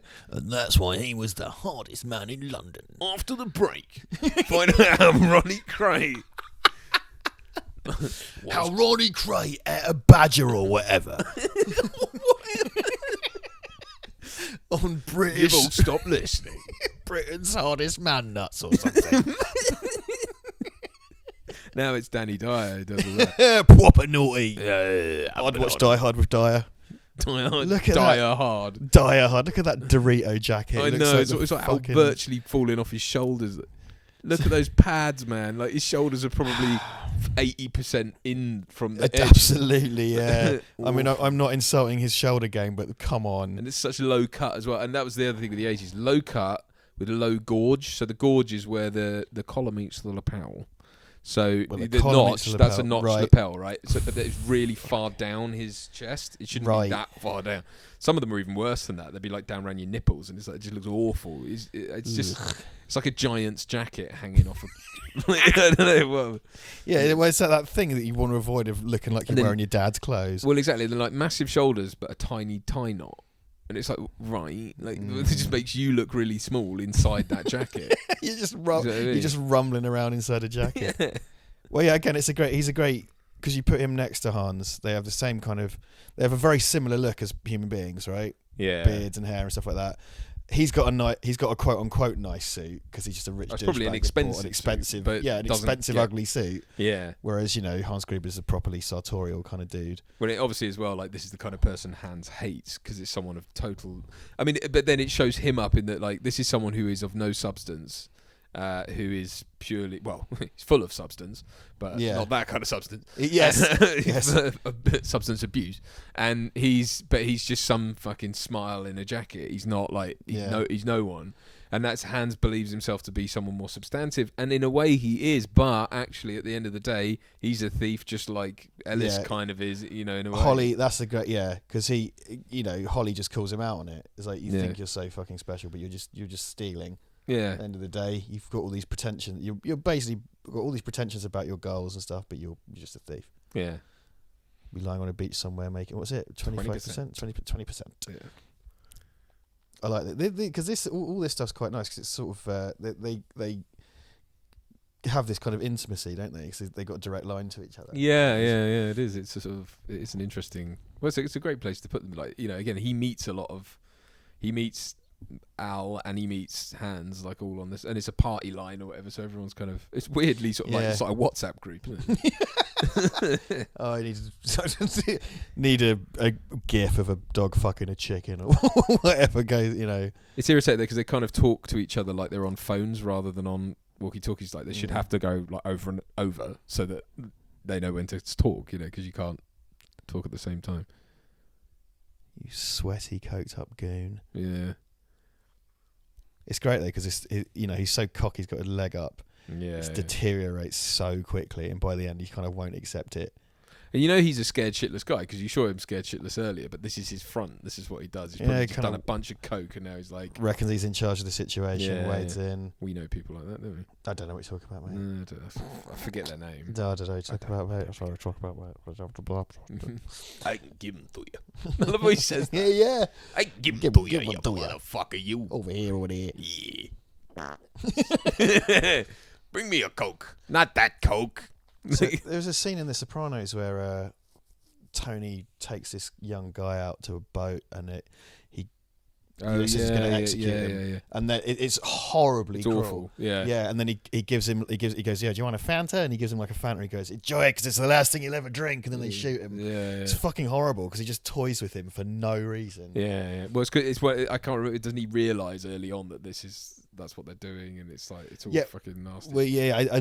So it's because he takes a glug, doesn't he, before he gets shot? Yeah. He's just like, well, it's a sort of Last Supper thing, or like final rites type dealio, isn't it? It's like he's been given a thing, and ironically, it's Coke. The anointed coke. Yeah, that's the second type of Coke he's had because of drugs. Because you see 80s and drugs. Remember Neon, the 80s. Brick hair, daily poppers, economic recession. Yeah. Well. The Lockerbie bombing, the Rwandan genocide, Duran. It was a simpler time. It wasn't. No, it wasn't. It was just a time. It was cretin. Was it, or was it just a time? Oh, DeLoreans. I mean, I was 6 by the time the 80s fucked up. Yeah, so you're an 80s kid, yeah? Remember the 80s, yeah? You're an 80s kid, yeah? Remember the 80s, yeah? Not culturally, though. Yeah, 80s kid, mate. 80s kid, yeah? There's a bit where he runs out and he fires in the air. No, it's later on, isn't it? When he just runs out and he goes... and he looks really cool. There you go. Screams on the radio. And he dies off screen, Ellis. It's a sort of interesting choice, that. I guess because we don't need to show it again, do we? Takagi because it could be a lot more graphic and it just doesn't need to be. Because there are places where it is. Like, I think probably one of the bloodiest parts is where the guy gets his leg shot up. Oh, God, yeah, what, through the table? Yeah, I think that's probably like the bloodiest part. Well, that and Takagi's head exploding over the... Yeah, but that's so quick, isn't it? Yeah. It's a short, sharp shock, but it's not... You see it later, though, as well, when he's running through there and there's blood brain bits all over them. It's graphic, but it's quick, and it's kind of like... Takagi's not particularly robbed of his dignity, because he's just sitting in the back of his head and stuff. And I think, it's quite impactful to see, because you see it from John's perspective, or hear it from John's perspective. Oh, in the book, it's his daughter, it's not his wife. And she dies as well. Oh, really? Yeah, it's got a really down ending. Like, I think Gruber takes her off the building with him. Oh, God. Which would be a real bummer for Die Hard, man, if it did that. Like, it would be, but it would be a great place to start from in the second film, though, because you'd have a man riddled with guilt. It would make a lot more sense that it'd be this sort of alcoholic nut job, but, like, you know, that'd be much more of a Max Payne type. Well, that's kind of what fucking 3 goes into, isn't it? Yeah. Fuck me, Max Payne is dour, isn't it? I mean, I love those games, but jeez. And it's and then the movie managed to completely miss all that, and you're like, I haven't watched all the film. I just couldn't get through it. It's just so why? Why? I'm Max Payne. Say hi to your mother for me. No, man. What? No, we're not. No, man, we're not. That's not Max Payne. I gotta solve this mystery. My wife and kid are dead. What? No. Fuck all. I love Mark Wahlberg. I'm joking. I do. Mark Wahlberg's great in The Right Thing, but that wasn't his fault, though. That's not his fault. It's no one's fault, really. The Happening's amazing. It's just the best. It really is the best. He was good in. I watched All the Money in the World, which for a film that had a very last minute massive course correction by trying to get rid of Kevin Spacey from it.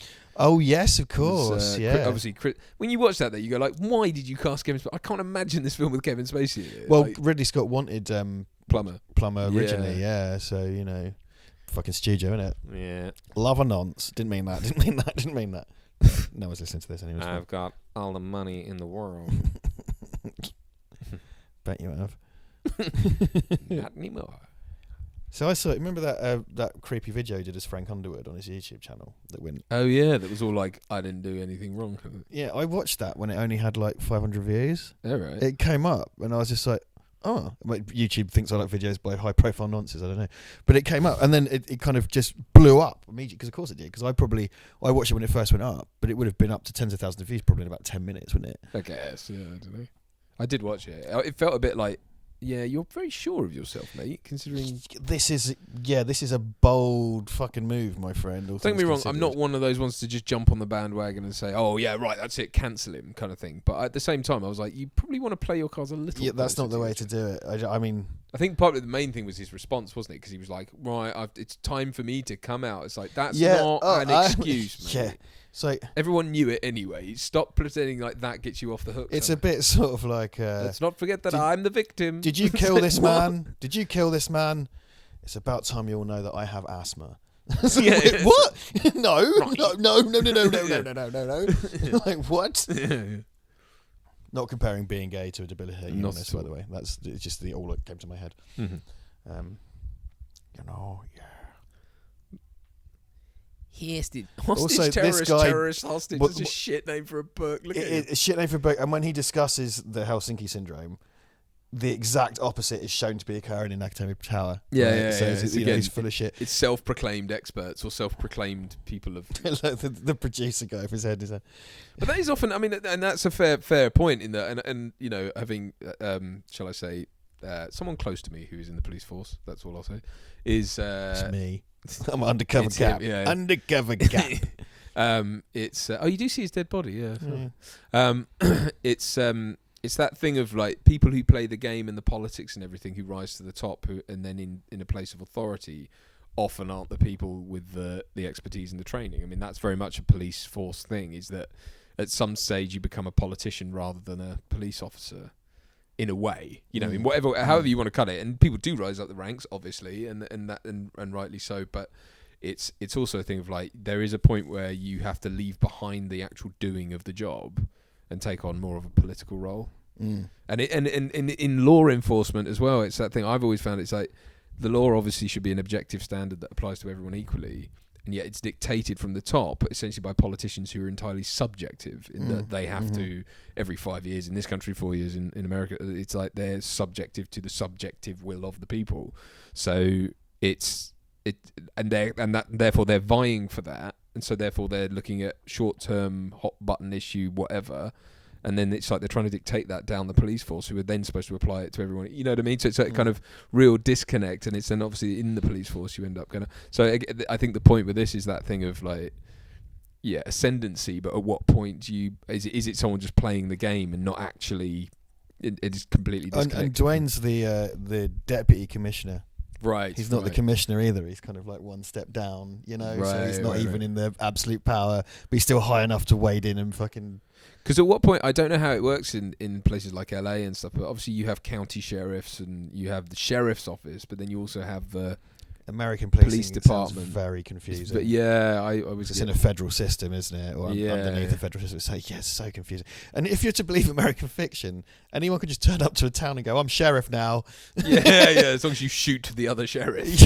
When it's in westerns, it's like fine, but when it's in stuff like that happens in Preacher, which is set presumably in the 90s. It's like, right.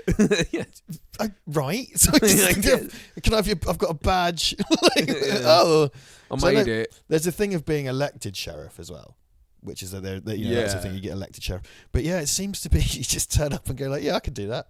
And a lot of American fiction has sheriffs kind of running towns as essentially as gangsters and corrupt kingpins and stuff. Yeah. And it's kind of like, you don't have to have police training. Or it's interesting what they've done. Speaking of Hans Gruber's hair, sorry to derail your that's all right. Discussion of polygamy, but.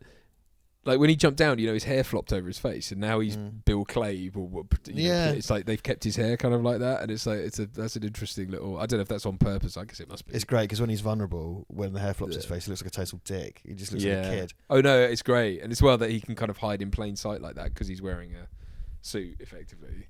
Yeah. Hit to John, he's just like Bill Clave, but then he isn't fooled by him. That's the other thing. It's like the double cross or the. That's great. It shows you how smart John is, isn't it? Yeah, he's not going to give him a loaded gun. Well, because it's a scene that is effectively played for dramatic irony, and that we're supposed to be the ones in on it, but actually John is. He John fools us as well. Yeah. I love what a psycho Robert Darby is in this.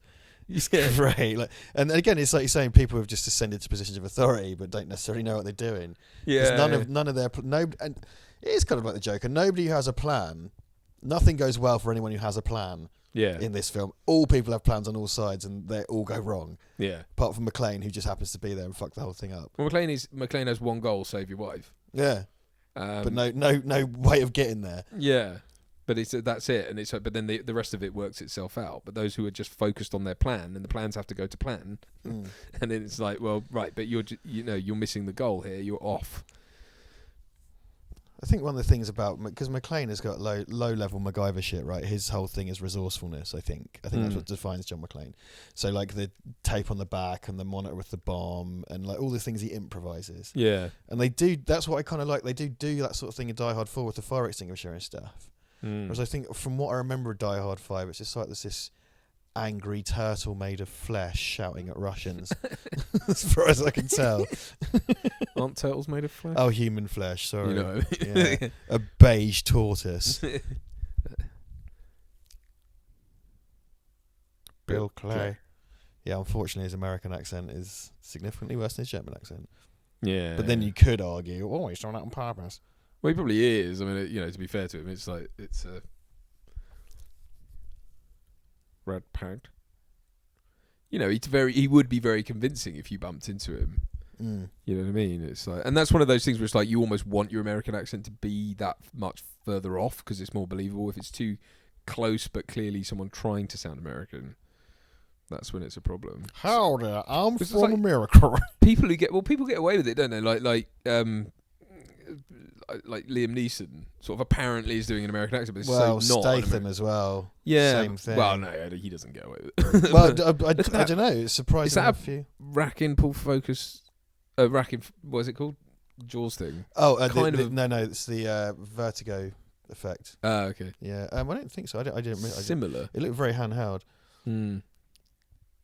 But sorry, buddy, you were saying something. I don't remember. Oh yeah, Statham kind of he shouldn't, but Statham stopped doing it, but people just didn't really question it. And it's like, man, because like in Ghosts of Mars, he drifts between this sort of like British, South African, Australian, American thing. I'm a man of the world.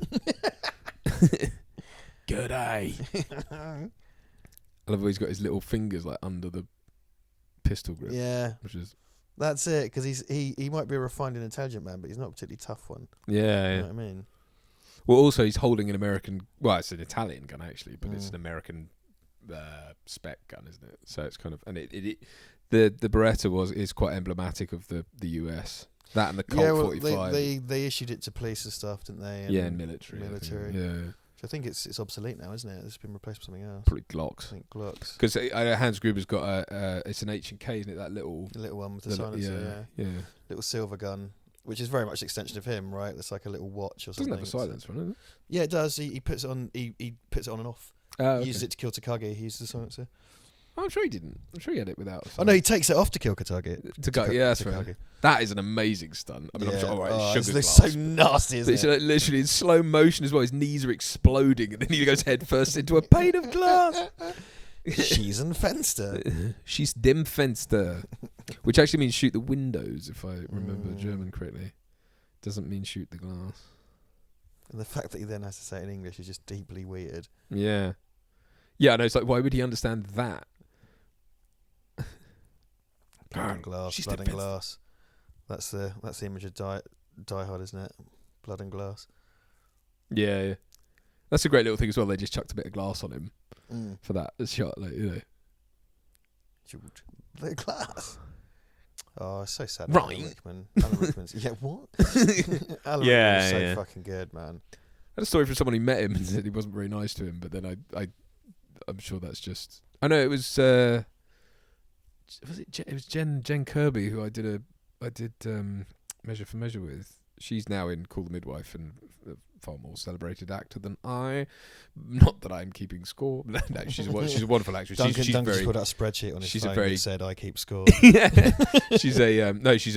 with the RSC. No, she's a fantastic actress. But she I think she said she met him or something, and he was really like curt and whatever to her. But again, you know, you catch people on days when they are what they are, you know. It's a very hard thing to maintain. God knows if I'll ever manage it, if I ever get there. But like to have the umpteenth person in the day walk up to you and say, "Shoot the glass" or whatever. It's got to be exhausted, isn't it? I do sympathise. Really It'll be think fucking exhausting because it's kind of like you think. I mean, some people are just cunts. That's a fact. But sometimes it's kind of like, yeah. It's just like, well, they think they're so special. It's like, yeah, but if you're the 50th person that's come up to you that day, and people kind of get on their wick. I mean, in our own small way, we get it in our comments section, don't we? But then it's no one's fault. I guess it's just. I got recognised in London twice in a day when we were doing stuff with Oliver.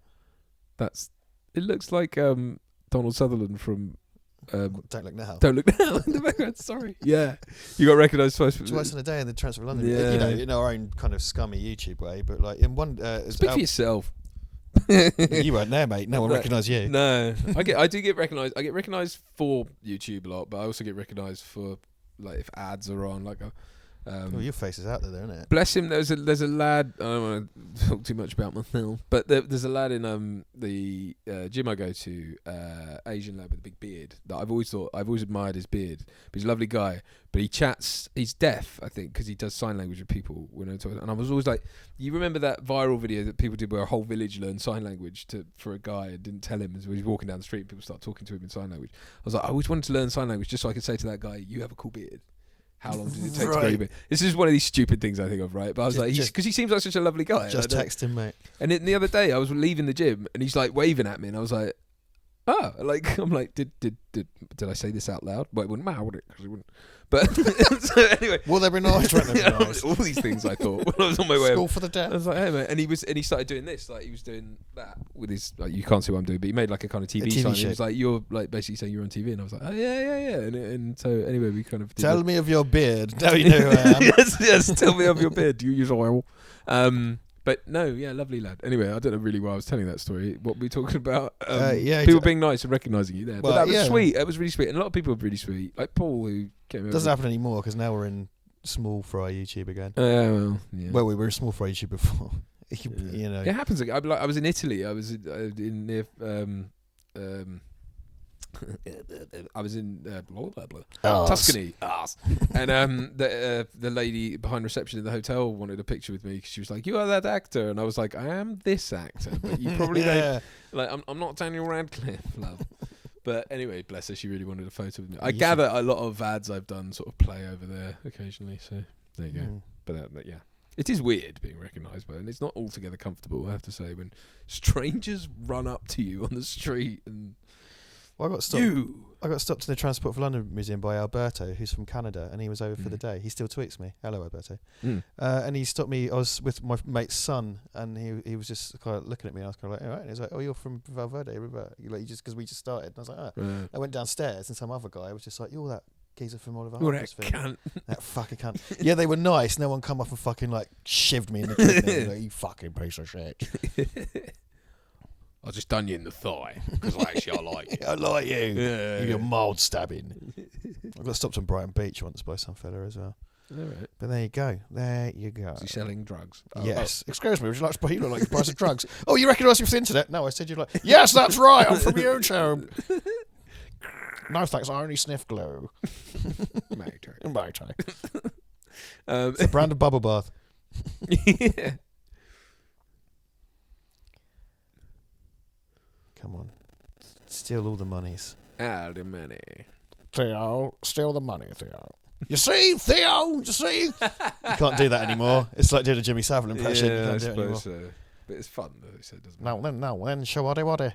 Never do that. No, I was just demonstrating the thing you should never do. Ruined Hugh Dennis's career, didn't it? Did it? Well, no, it didn't actually, but Hugh Dennis used to wheel out the fucking Savile impression all the time. Yeah. And that was now then, shawadi. And now it's like, yeah, you can't really do it anymore, Hugh, can you? I'm sure his career is fine without that impression, but... Yeah. There you go, Rick the Common. In profile. Shut off the grid. Shut in a can. Oh, you're losing. He's got 3 buttons on his overalls. What should we do tonight? Gritted teeth, man. Let's go to the band. Let's go to the band. It's not very far. Have you got a car? No. My favourite Lion King character is Scar. and so on. And so on and so on. Alice Clan. Alice Clan. It's a German dub of The Hard. That's another thing as well. The guy down the hole is going, I can do it. It's right here. I can do it. And his boss is saying, no, you can't do it. So it's always the people, that middle management, people who say you can't do something. And it's always the people at the ground level, literally in this case, who go, no, I can. Little bit of product placement for Motorola there. Oh, look, there's a Motorola. Oh, the leg's in the way. Yeah, there's a Motorola logo in the last shot. There's one on his radio he was talking on. There you go. So. Oh, no. Pow, pow, Pow, pow, pow. See, I would hate to. I mean, I would love it. Kill the kid. If I had to play John McClane like that, I'd be like, oh god, like I'd have to run around with my shirt off. That's awful. I have to pull my shirts off. I can't eat till. Bitter burst too late. That's On a luger. I love it. This is where Ode to Joy kicks in, and it racks in all their faces. It's so good. And that thing of having the light play across their faces, it's kind of heavenly, isn't it? And well, this is their. So it's the hubris of this is this is what they wanted all along, but the price they pay for it is death. Because and this is all played. This is played as being divine. Yes, they're meeting there's a moment of divinity. There is a big red light in there as well, which is kind of because it's not right. Yeah, it ain't right. I love how Al's car is always in the background, smashed up against the thing. Yeah. I like that becomes the sort of base of operations for everyone. It's this knackered car. Al's motor. Yeah. I like the low-key association of Ode to Joy and Die Hard. Well, because another conceit of sort of thief, because and we talked about this before, but there's the kind of noble thief thing, the sort of Robin Hood, like, oh well, you're only stealing it off people who've stolen it off someone else, kind of thing, and that's what Wall Street bankers are. Whether he's got a nice Rolex day date there. Oh, there we go. Watch check. Watch wanker. Watch wanker. But here it's kind of like, well, if that's true, you are just the same. Like, you're not any better, and therefore, why the hell should you deserve? It's just like, and I guess it's an 80s thing as well of just like taking things all the time, and which is probably a very rudimentary reading of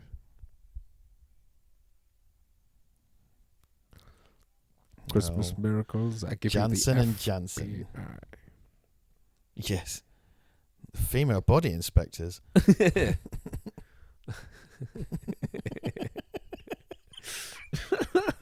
His name's Johnson as well. It's just brilliant. Two Johnsons. Jansen. No relation. Dirty vest rag for a bandage. Because isn't it Die Hard 4 when there's a Johnson as well? Yeah. So it's just like another Johnson comes in. Just what a singular Johnson though. Yeah. Look at my singular Johnson. There's some Beautiful Mind stuff on the mirror, or Bristol Steel Chart the movie if you prefer. I do prefer. My mum's making me a Bristol Steel Chart cake for my birthday in 2 days. Oh, is that what that text was about? Yeah, I thought. Sorry, I didn't realise that. No, yeah, it's my Bristol Steel Chart birthday cake. By the time this podcast comes out, I will have consumed it. I'd like to see a picture of that. Oh, mate, you better believe I'm slapping pictures of it everywhere. Just put it at home going like, what is my kid all about? Making him a shit cake. So proud. It's shake cake. Shake. That's at least he's ranking them. Yeah, 1 to 7. He's got a bit of soot on his chest. Yeah, we talked about this before, but like he's in good shape, but he's by no means he's in normal guy shape there. Well, he's in very good shape for a bloke. It's like this idea that you've got to be like 0% body fat and like lean. But to the context of those days when it's after Schwarzenegger and Stallone and Van Damme and stuff, he's like, because he hasn't got like abs or anything. No, not really. Because he looks like me pretty much. I mean, maybe after if I detoxed a bit. Yeah, that looks like me a year ago, and also hopefully next March. That's all I can say. But yeah, it's kind of like, but that's how he should look. I mean, this idea that every bloody film that comes out, it's like, because there's a whole industry around selling the diet, selling the training regime, Men's Health magazine, and it's like, right, but it's like it's the supporting industries that get all the attention. And I do wonder if that's what has derailed an awful lot of stuff. It's like the old toys and merchandise thing is what derailed Batman, and it's the same thing here. It's kind of like, it's not enough that we have Superman. You have to learn how he got in shape for the role and all that stuff. It's same thing with James Bond. James Bond's supposed to be a drinking, womanizing, like, he's not. It's like he spends every waking moment in the gym. Yeah, he should be fit and in good shape, but not like. I mean, I think Daniel Craig was in. It worked for Casino Royale because he should be like a bit of a buff dude, I guess. But it looked more like a rugby player, I reckon. Than I think he has that rugby player look, though, doesn't he? 'Cause he's got he's quite square dude, and he's got like a broken nose. And well, it's like Christian Bale did for Batman Begins. Like, he wasn't lean, he wasn't ripped. Yeah, but he was just quite bulky, wasn't he? Yeah. He was like, because I gather he'd literally just gone nuts after the Machinist. Well, he went arguably he went nuts for the Machinist, and then went a quite. different kind of nuts for Batman. Yeah. It's kind of like drinking cup of hot water and eating fucking bit of lettuce or whatever once a month. That's bad, man. That's how That's terrible. That's how Tom Hanks got fucking diabetes, is from ballooning up and down. Yeah, he said it began with doing the Castaway. The Castaway. Le Castaway, as it was. In France, Le Castaway. Die Castaway. It's about a man who has his cast off after he broke his arm. It's Castaway. Oh no! It's a bomb. A beam. Send in the beam. Send in a bomb. Send in a bomb. That's the thing that happens as well, because that's what happened to Hans. When Hans jumped down off the thing, he pointed a gun in his face, and now it's happened to him. That's not who you want. It's a Steyr Aug. Yes. Crazy Austrian futuristic looking gun. Steyr Aug, die in your face. So going back to the point earlier, 100% knowing about guns comes from computer games. And quite often when they were on brand, you'd get little, in loading screens and loadout screens, you would get, I don't want to say a biography, but you get like an info dump about the gun. And rate of fire and everything. Rainbow Six did that, didn't it? I think. Yeah, SWAT as well. I started playing it again recently, but the Sierra SWAT games were great, and they had really involved. Because that was like, if you went into the building, rescued all the hostages, locked up the terrorists, you could fail for having not collected a gun that they dropped on the floor. And you can, if you shot someone without issuing a verbal warning, you get penalised and stuff like that. No, it's really good. Procedural bollocks. It's really good. It's really good. If you want to get in there and shoot and play Doom. No, see, I didn't like all that. I like Rainbow Six was about the limit for me. In that it was like realistic in that if you got shot, you could maybe take a round if it hit you in the right place, but otherwise you were dead. If you got hit, you were dead pretty much. But I liked that. But you could still go gung ho and still manage to get through. Yeah, it was still shooty bang bang. Yeah, that was about my kind of. That's what I like. Oh, SWAT's great because SWAT causes you to think in a different way, and you're encouraged to not kill people as much because you want to kind of resolve the situation without casualties. That's a great shot. There you go. I like that as well. But it's that racking. He skids out like Kramer as well. Yeah. It's that pulling thing of like that's realization. It's a thing that people don't really talk about as well. When characters step into the light and they realise a thing, There's a lot of that in this. Yeah, it's really great. Again, visual, and there's loads of rack focuses. I fucking love a rack focus. They do it in Silence of the Lambs. A bit where she realises Buffalo Bill is Buffalo Bill, and because she walks through the room and comes into the light. And whatever happened to Buffalo Bill? I think he liked to kill. Put on the skin because he's mentally ill. That's what happened to Buffalo Bill.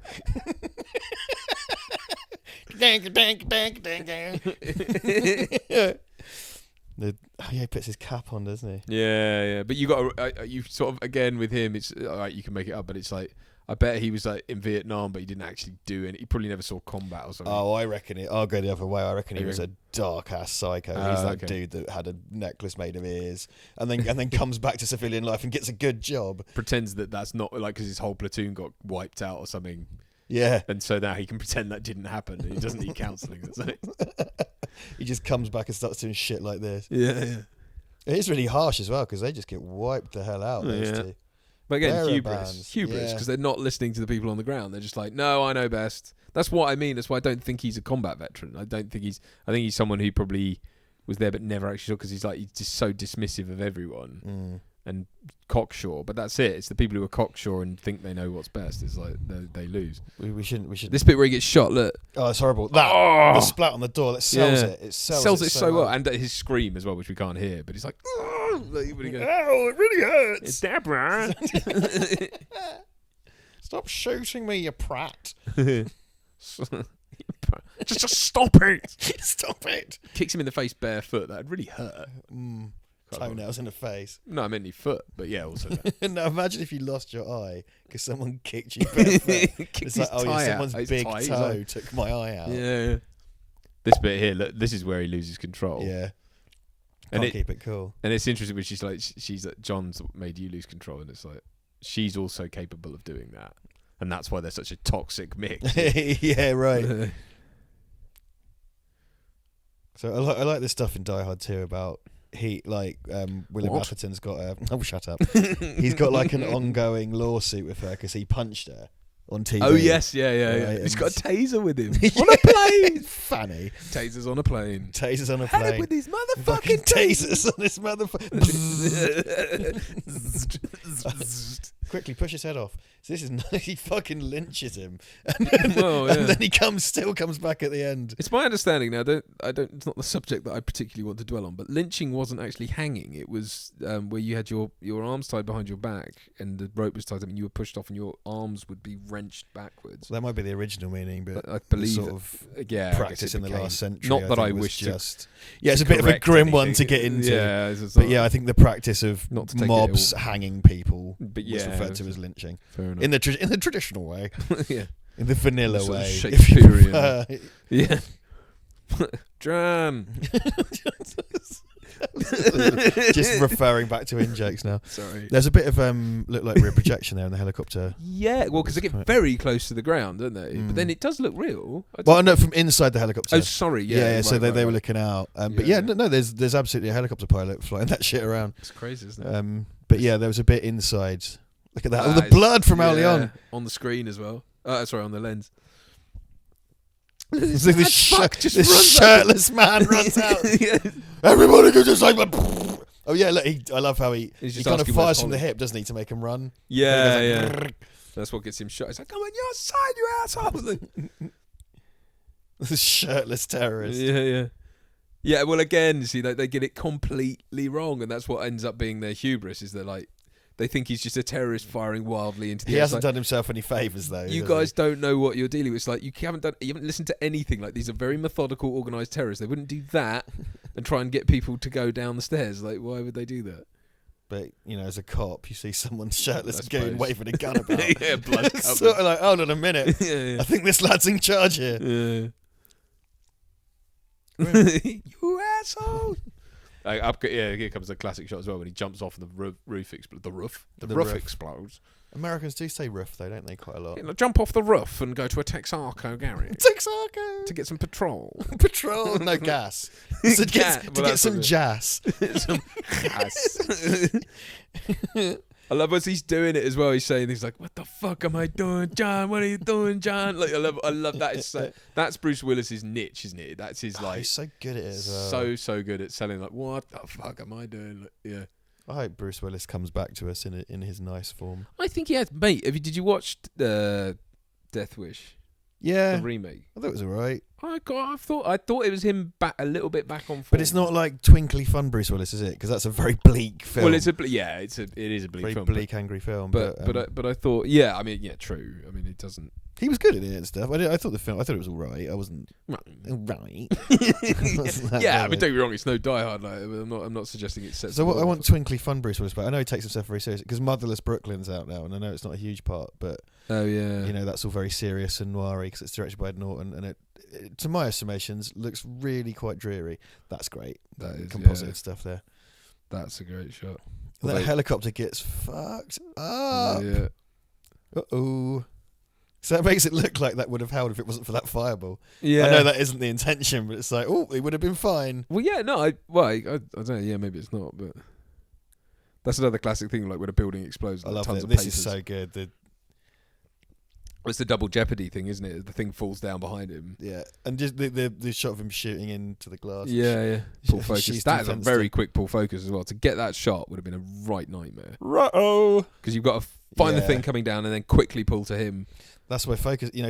Focus puller is one of those jobs people like to fucking scoff at, and it's like, well, look what they have to do. Such an undersung thing, man. It's one of when I very first moved over to DSLR from just like mini DV, when DSLR became something that you could do. Just like, I can a bit of fucking rock hit that dude on the head. Yeah. It was like the ability to rack focus properly, because on like shitty video cameras, there's your Rambo shot. Of anything. And he mentions Rambo, doesn't he, earlier? Yeah. Oh, yeah. That's and Schwarzenegger. He says Schwarzenegger. He says Arnold Schwarzenegger. What's he gonna say? There goes the Zen. Yeah. I can't remember. What I was I don't know. Why hard? Thee.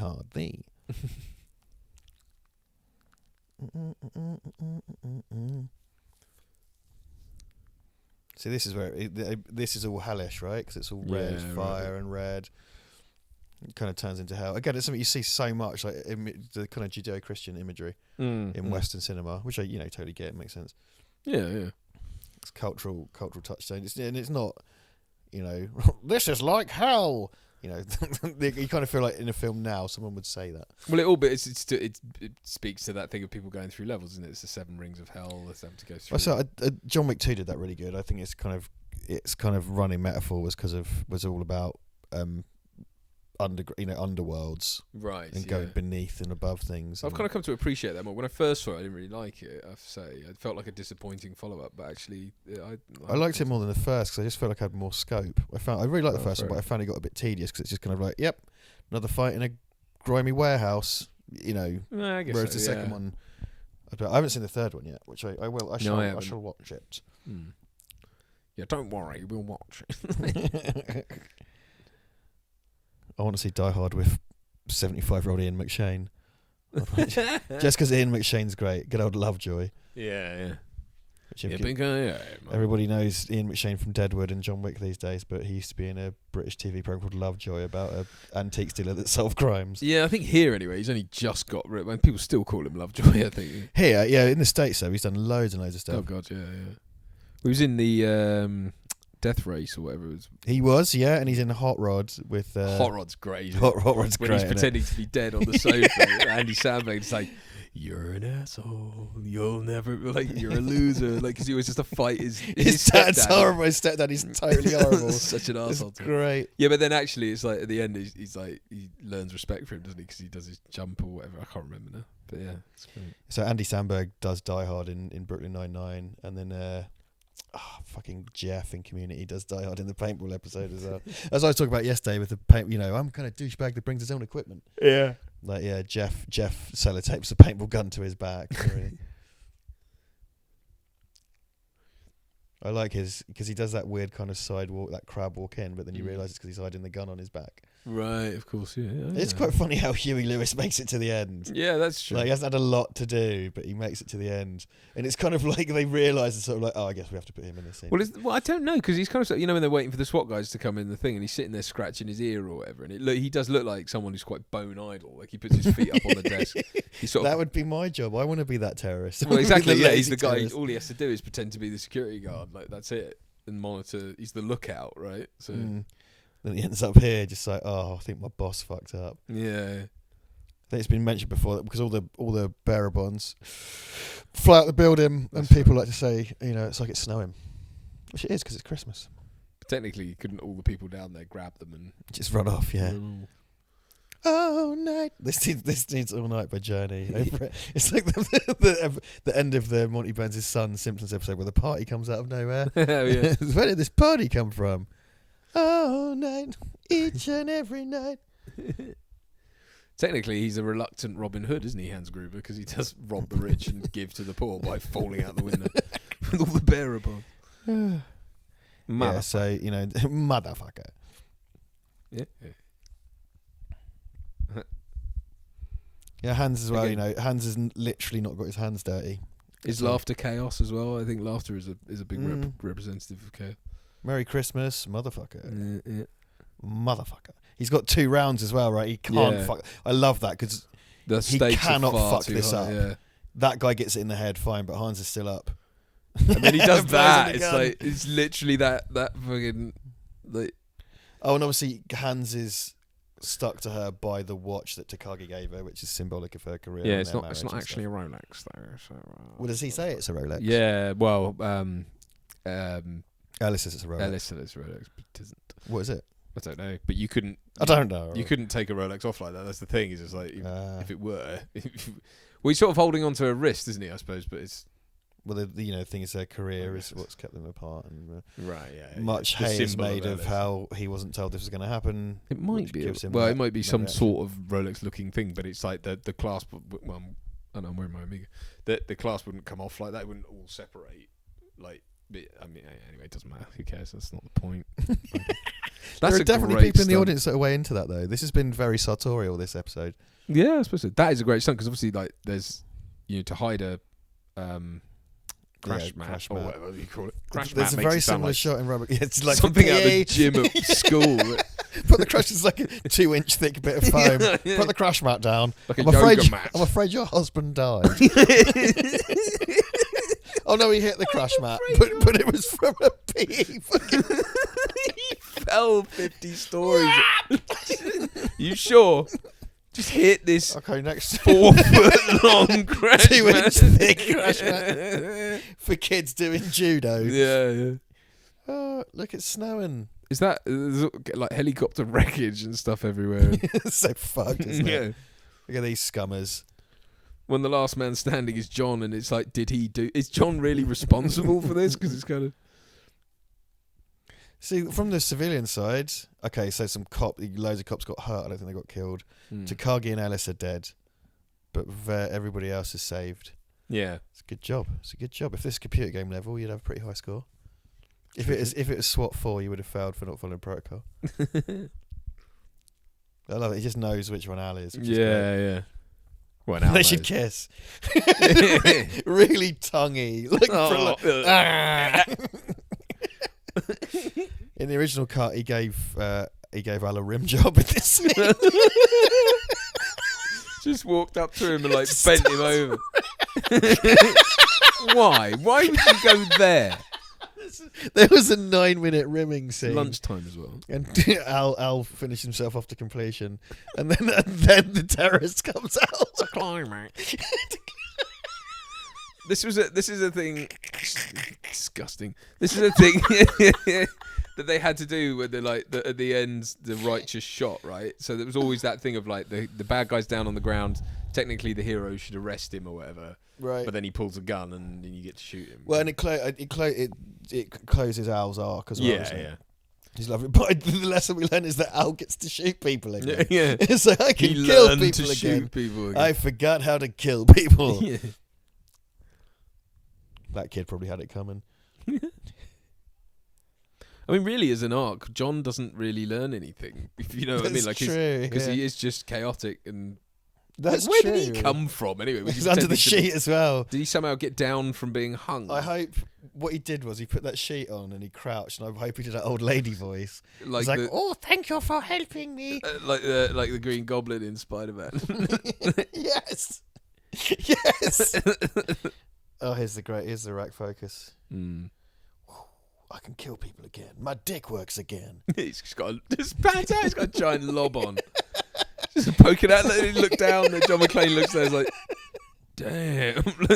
He only just gave you a rim job, Al. You can't pop another boner. Oh God! Don't run with that. It's gross. Don't run with Bruce it. Willis rimming Reginald Phil Johnson. That was only in the European version. Le Hard. It's on the laser disc, actually. The Criterion Collection. I still don't know what that means. I don't care. Oh, it's like Shut up. I like- want to know. okay.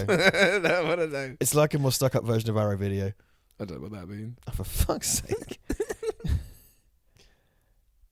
Nice. Well, good. Then you can't have the Arrow edition of the Burbs because you don't know what Arrow is. And you haven't seen the Burbs. I've lost my YouTube credentials today. That must have been a nightmare to reset all those shots. I have to put throw paper on. Yes, they got some kind of paper cannon. Yeah. That's what I love this stuff because it's not often this film does that, but when it does, it's super wide. So there's stuff going on everywhere. Where's the bear though? Also, by the way, drunk Argyle just in front of a bunch of cops, picked up a cop and drove it. He's got balls of steel, mate, that lad. Yeah. Maybe he just had the one Johnny Walker to say under the limit. That was great as well when we used to end films like this, where it was kind of like giant wide. I mean, it became too much of a cliche to like, there was all the flashy, you know, it was this police scene and the hero gets to ride off. Lost art, in my view. Yeah. Lost art. Yeah, true. Look at all these. Look at old Europeans. Wilhelm Von Humboldt. Grand L. Bush. Wow, I've dated a few like that. Hey, I'm talking about pubic hair.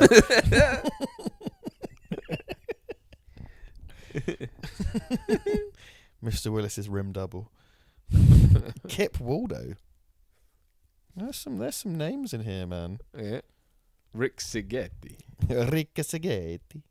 Wonder if we're going to see, you know, you always want the classics. Terry Lynn Doss.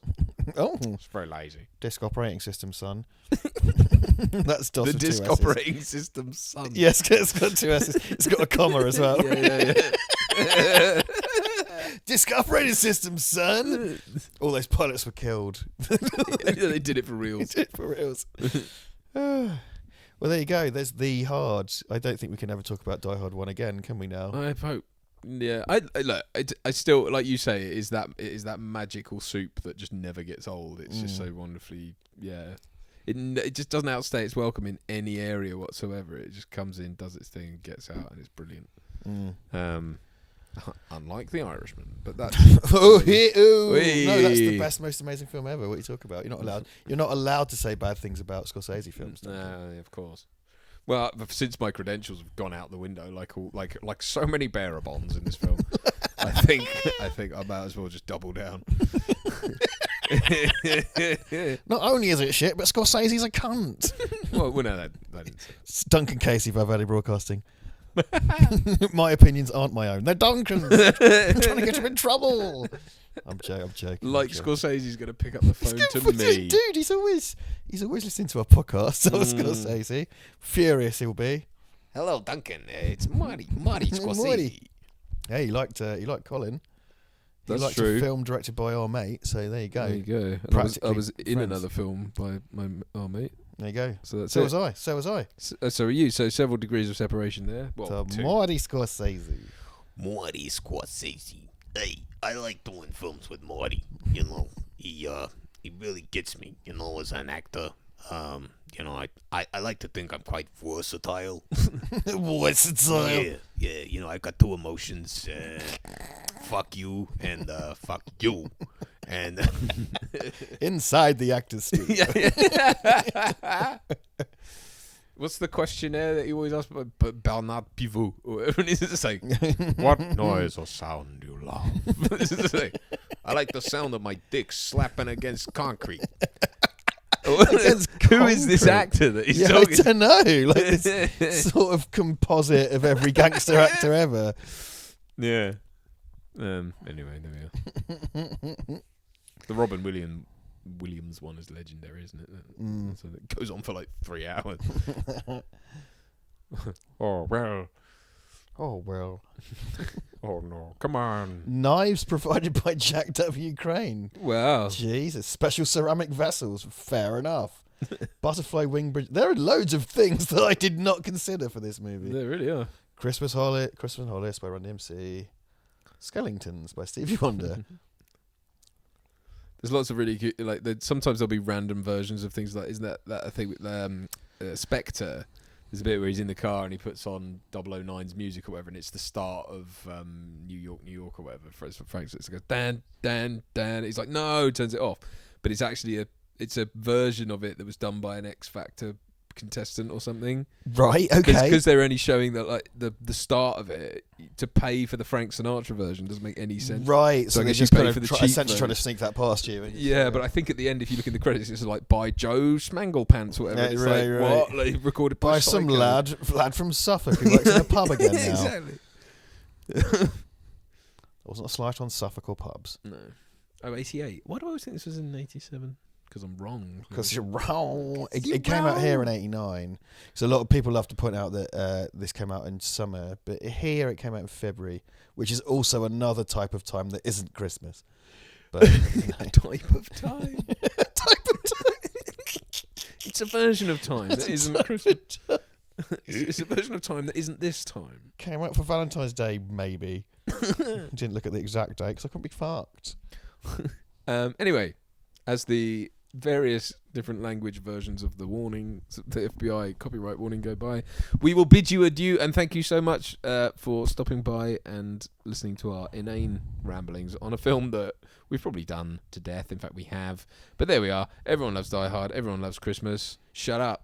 We'll see you next time on Val Verde Broadcasting. And if you want MP3 versions of these wonderful commentaries that are insightful and in no way insulting to anyone, we have them in an archive. Members of Patreon, I know I'm selling this right at the end so no one's listening, but $3 tier and upwards get access to our MP3 archive, which means you could listen on the go. For the Valverdean on the go, you can listen to archives, as well as, of course, all the other social medias and all that good stuff, Redbubble, etc., down in the description below. Any final words from Mr. Jackson, who's already on his phone looking at Twitter? Perineum. Very good. Chalk. Out. Albatross. And flange. Excellent. Till next time. Goodbye.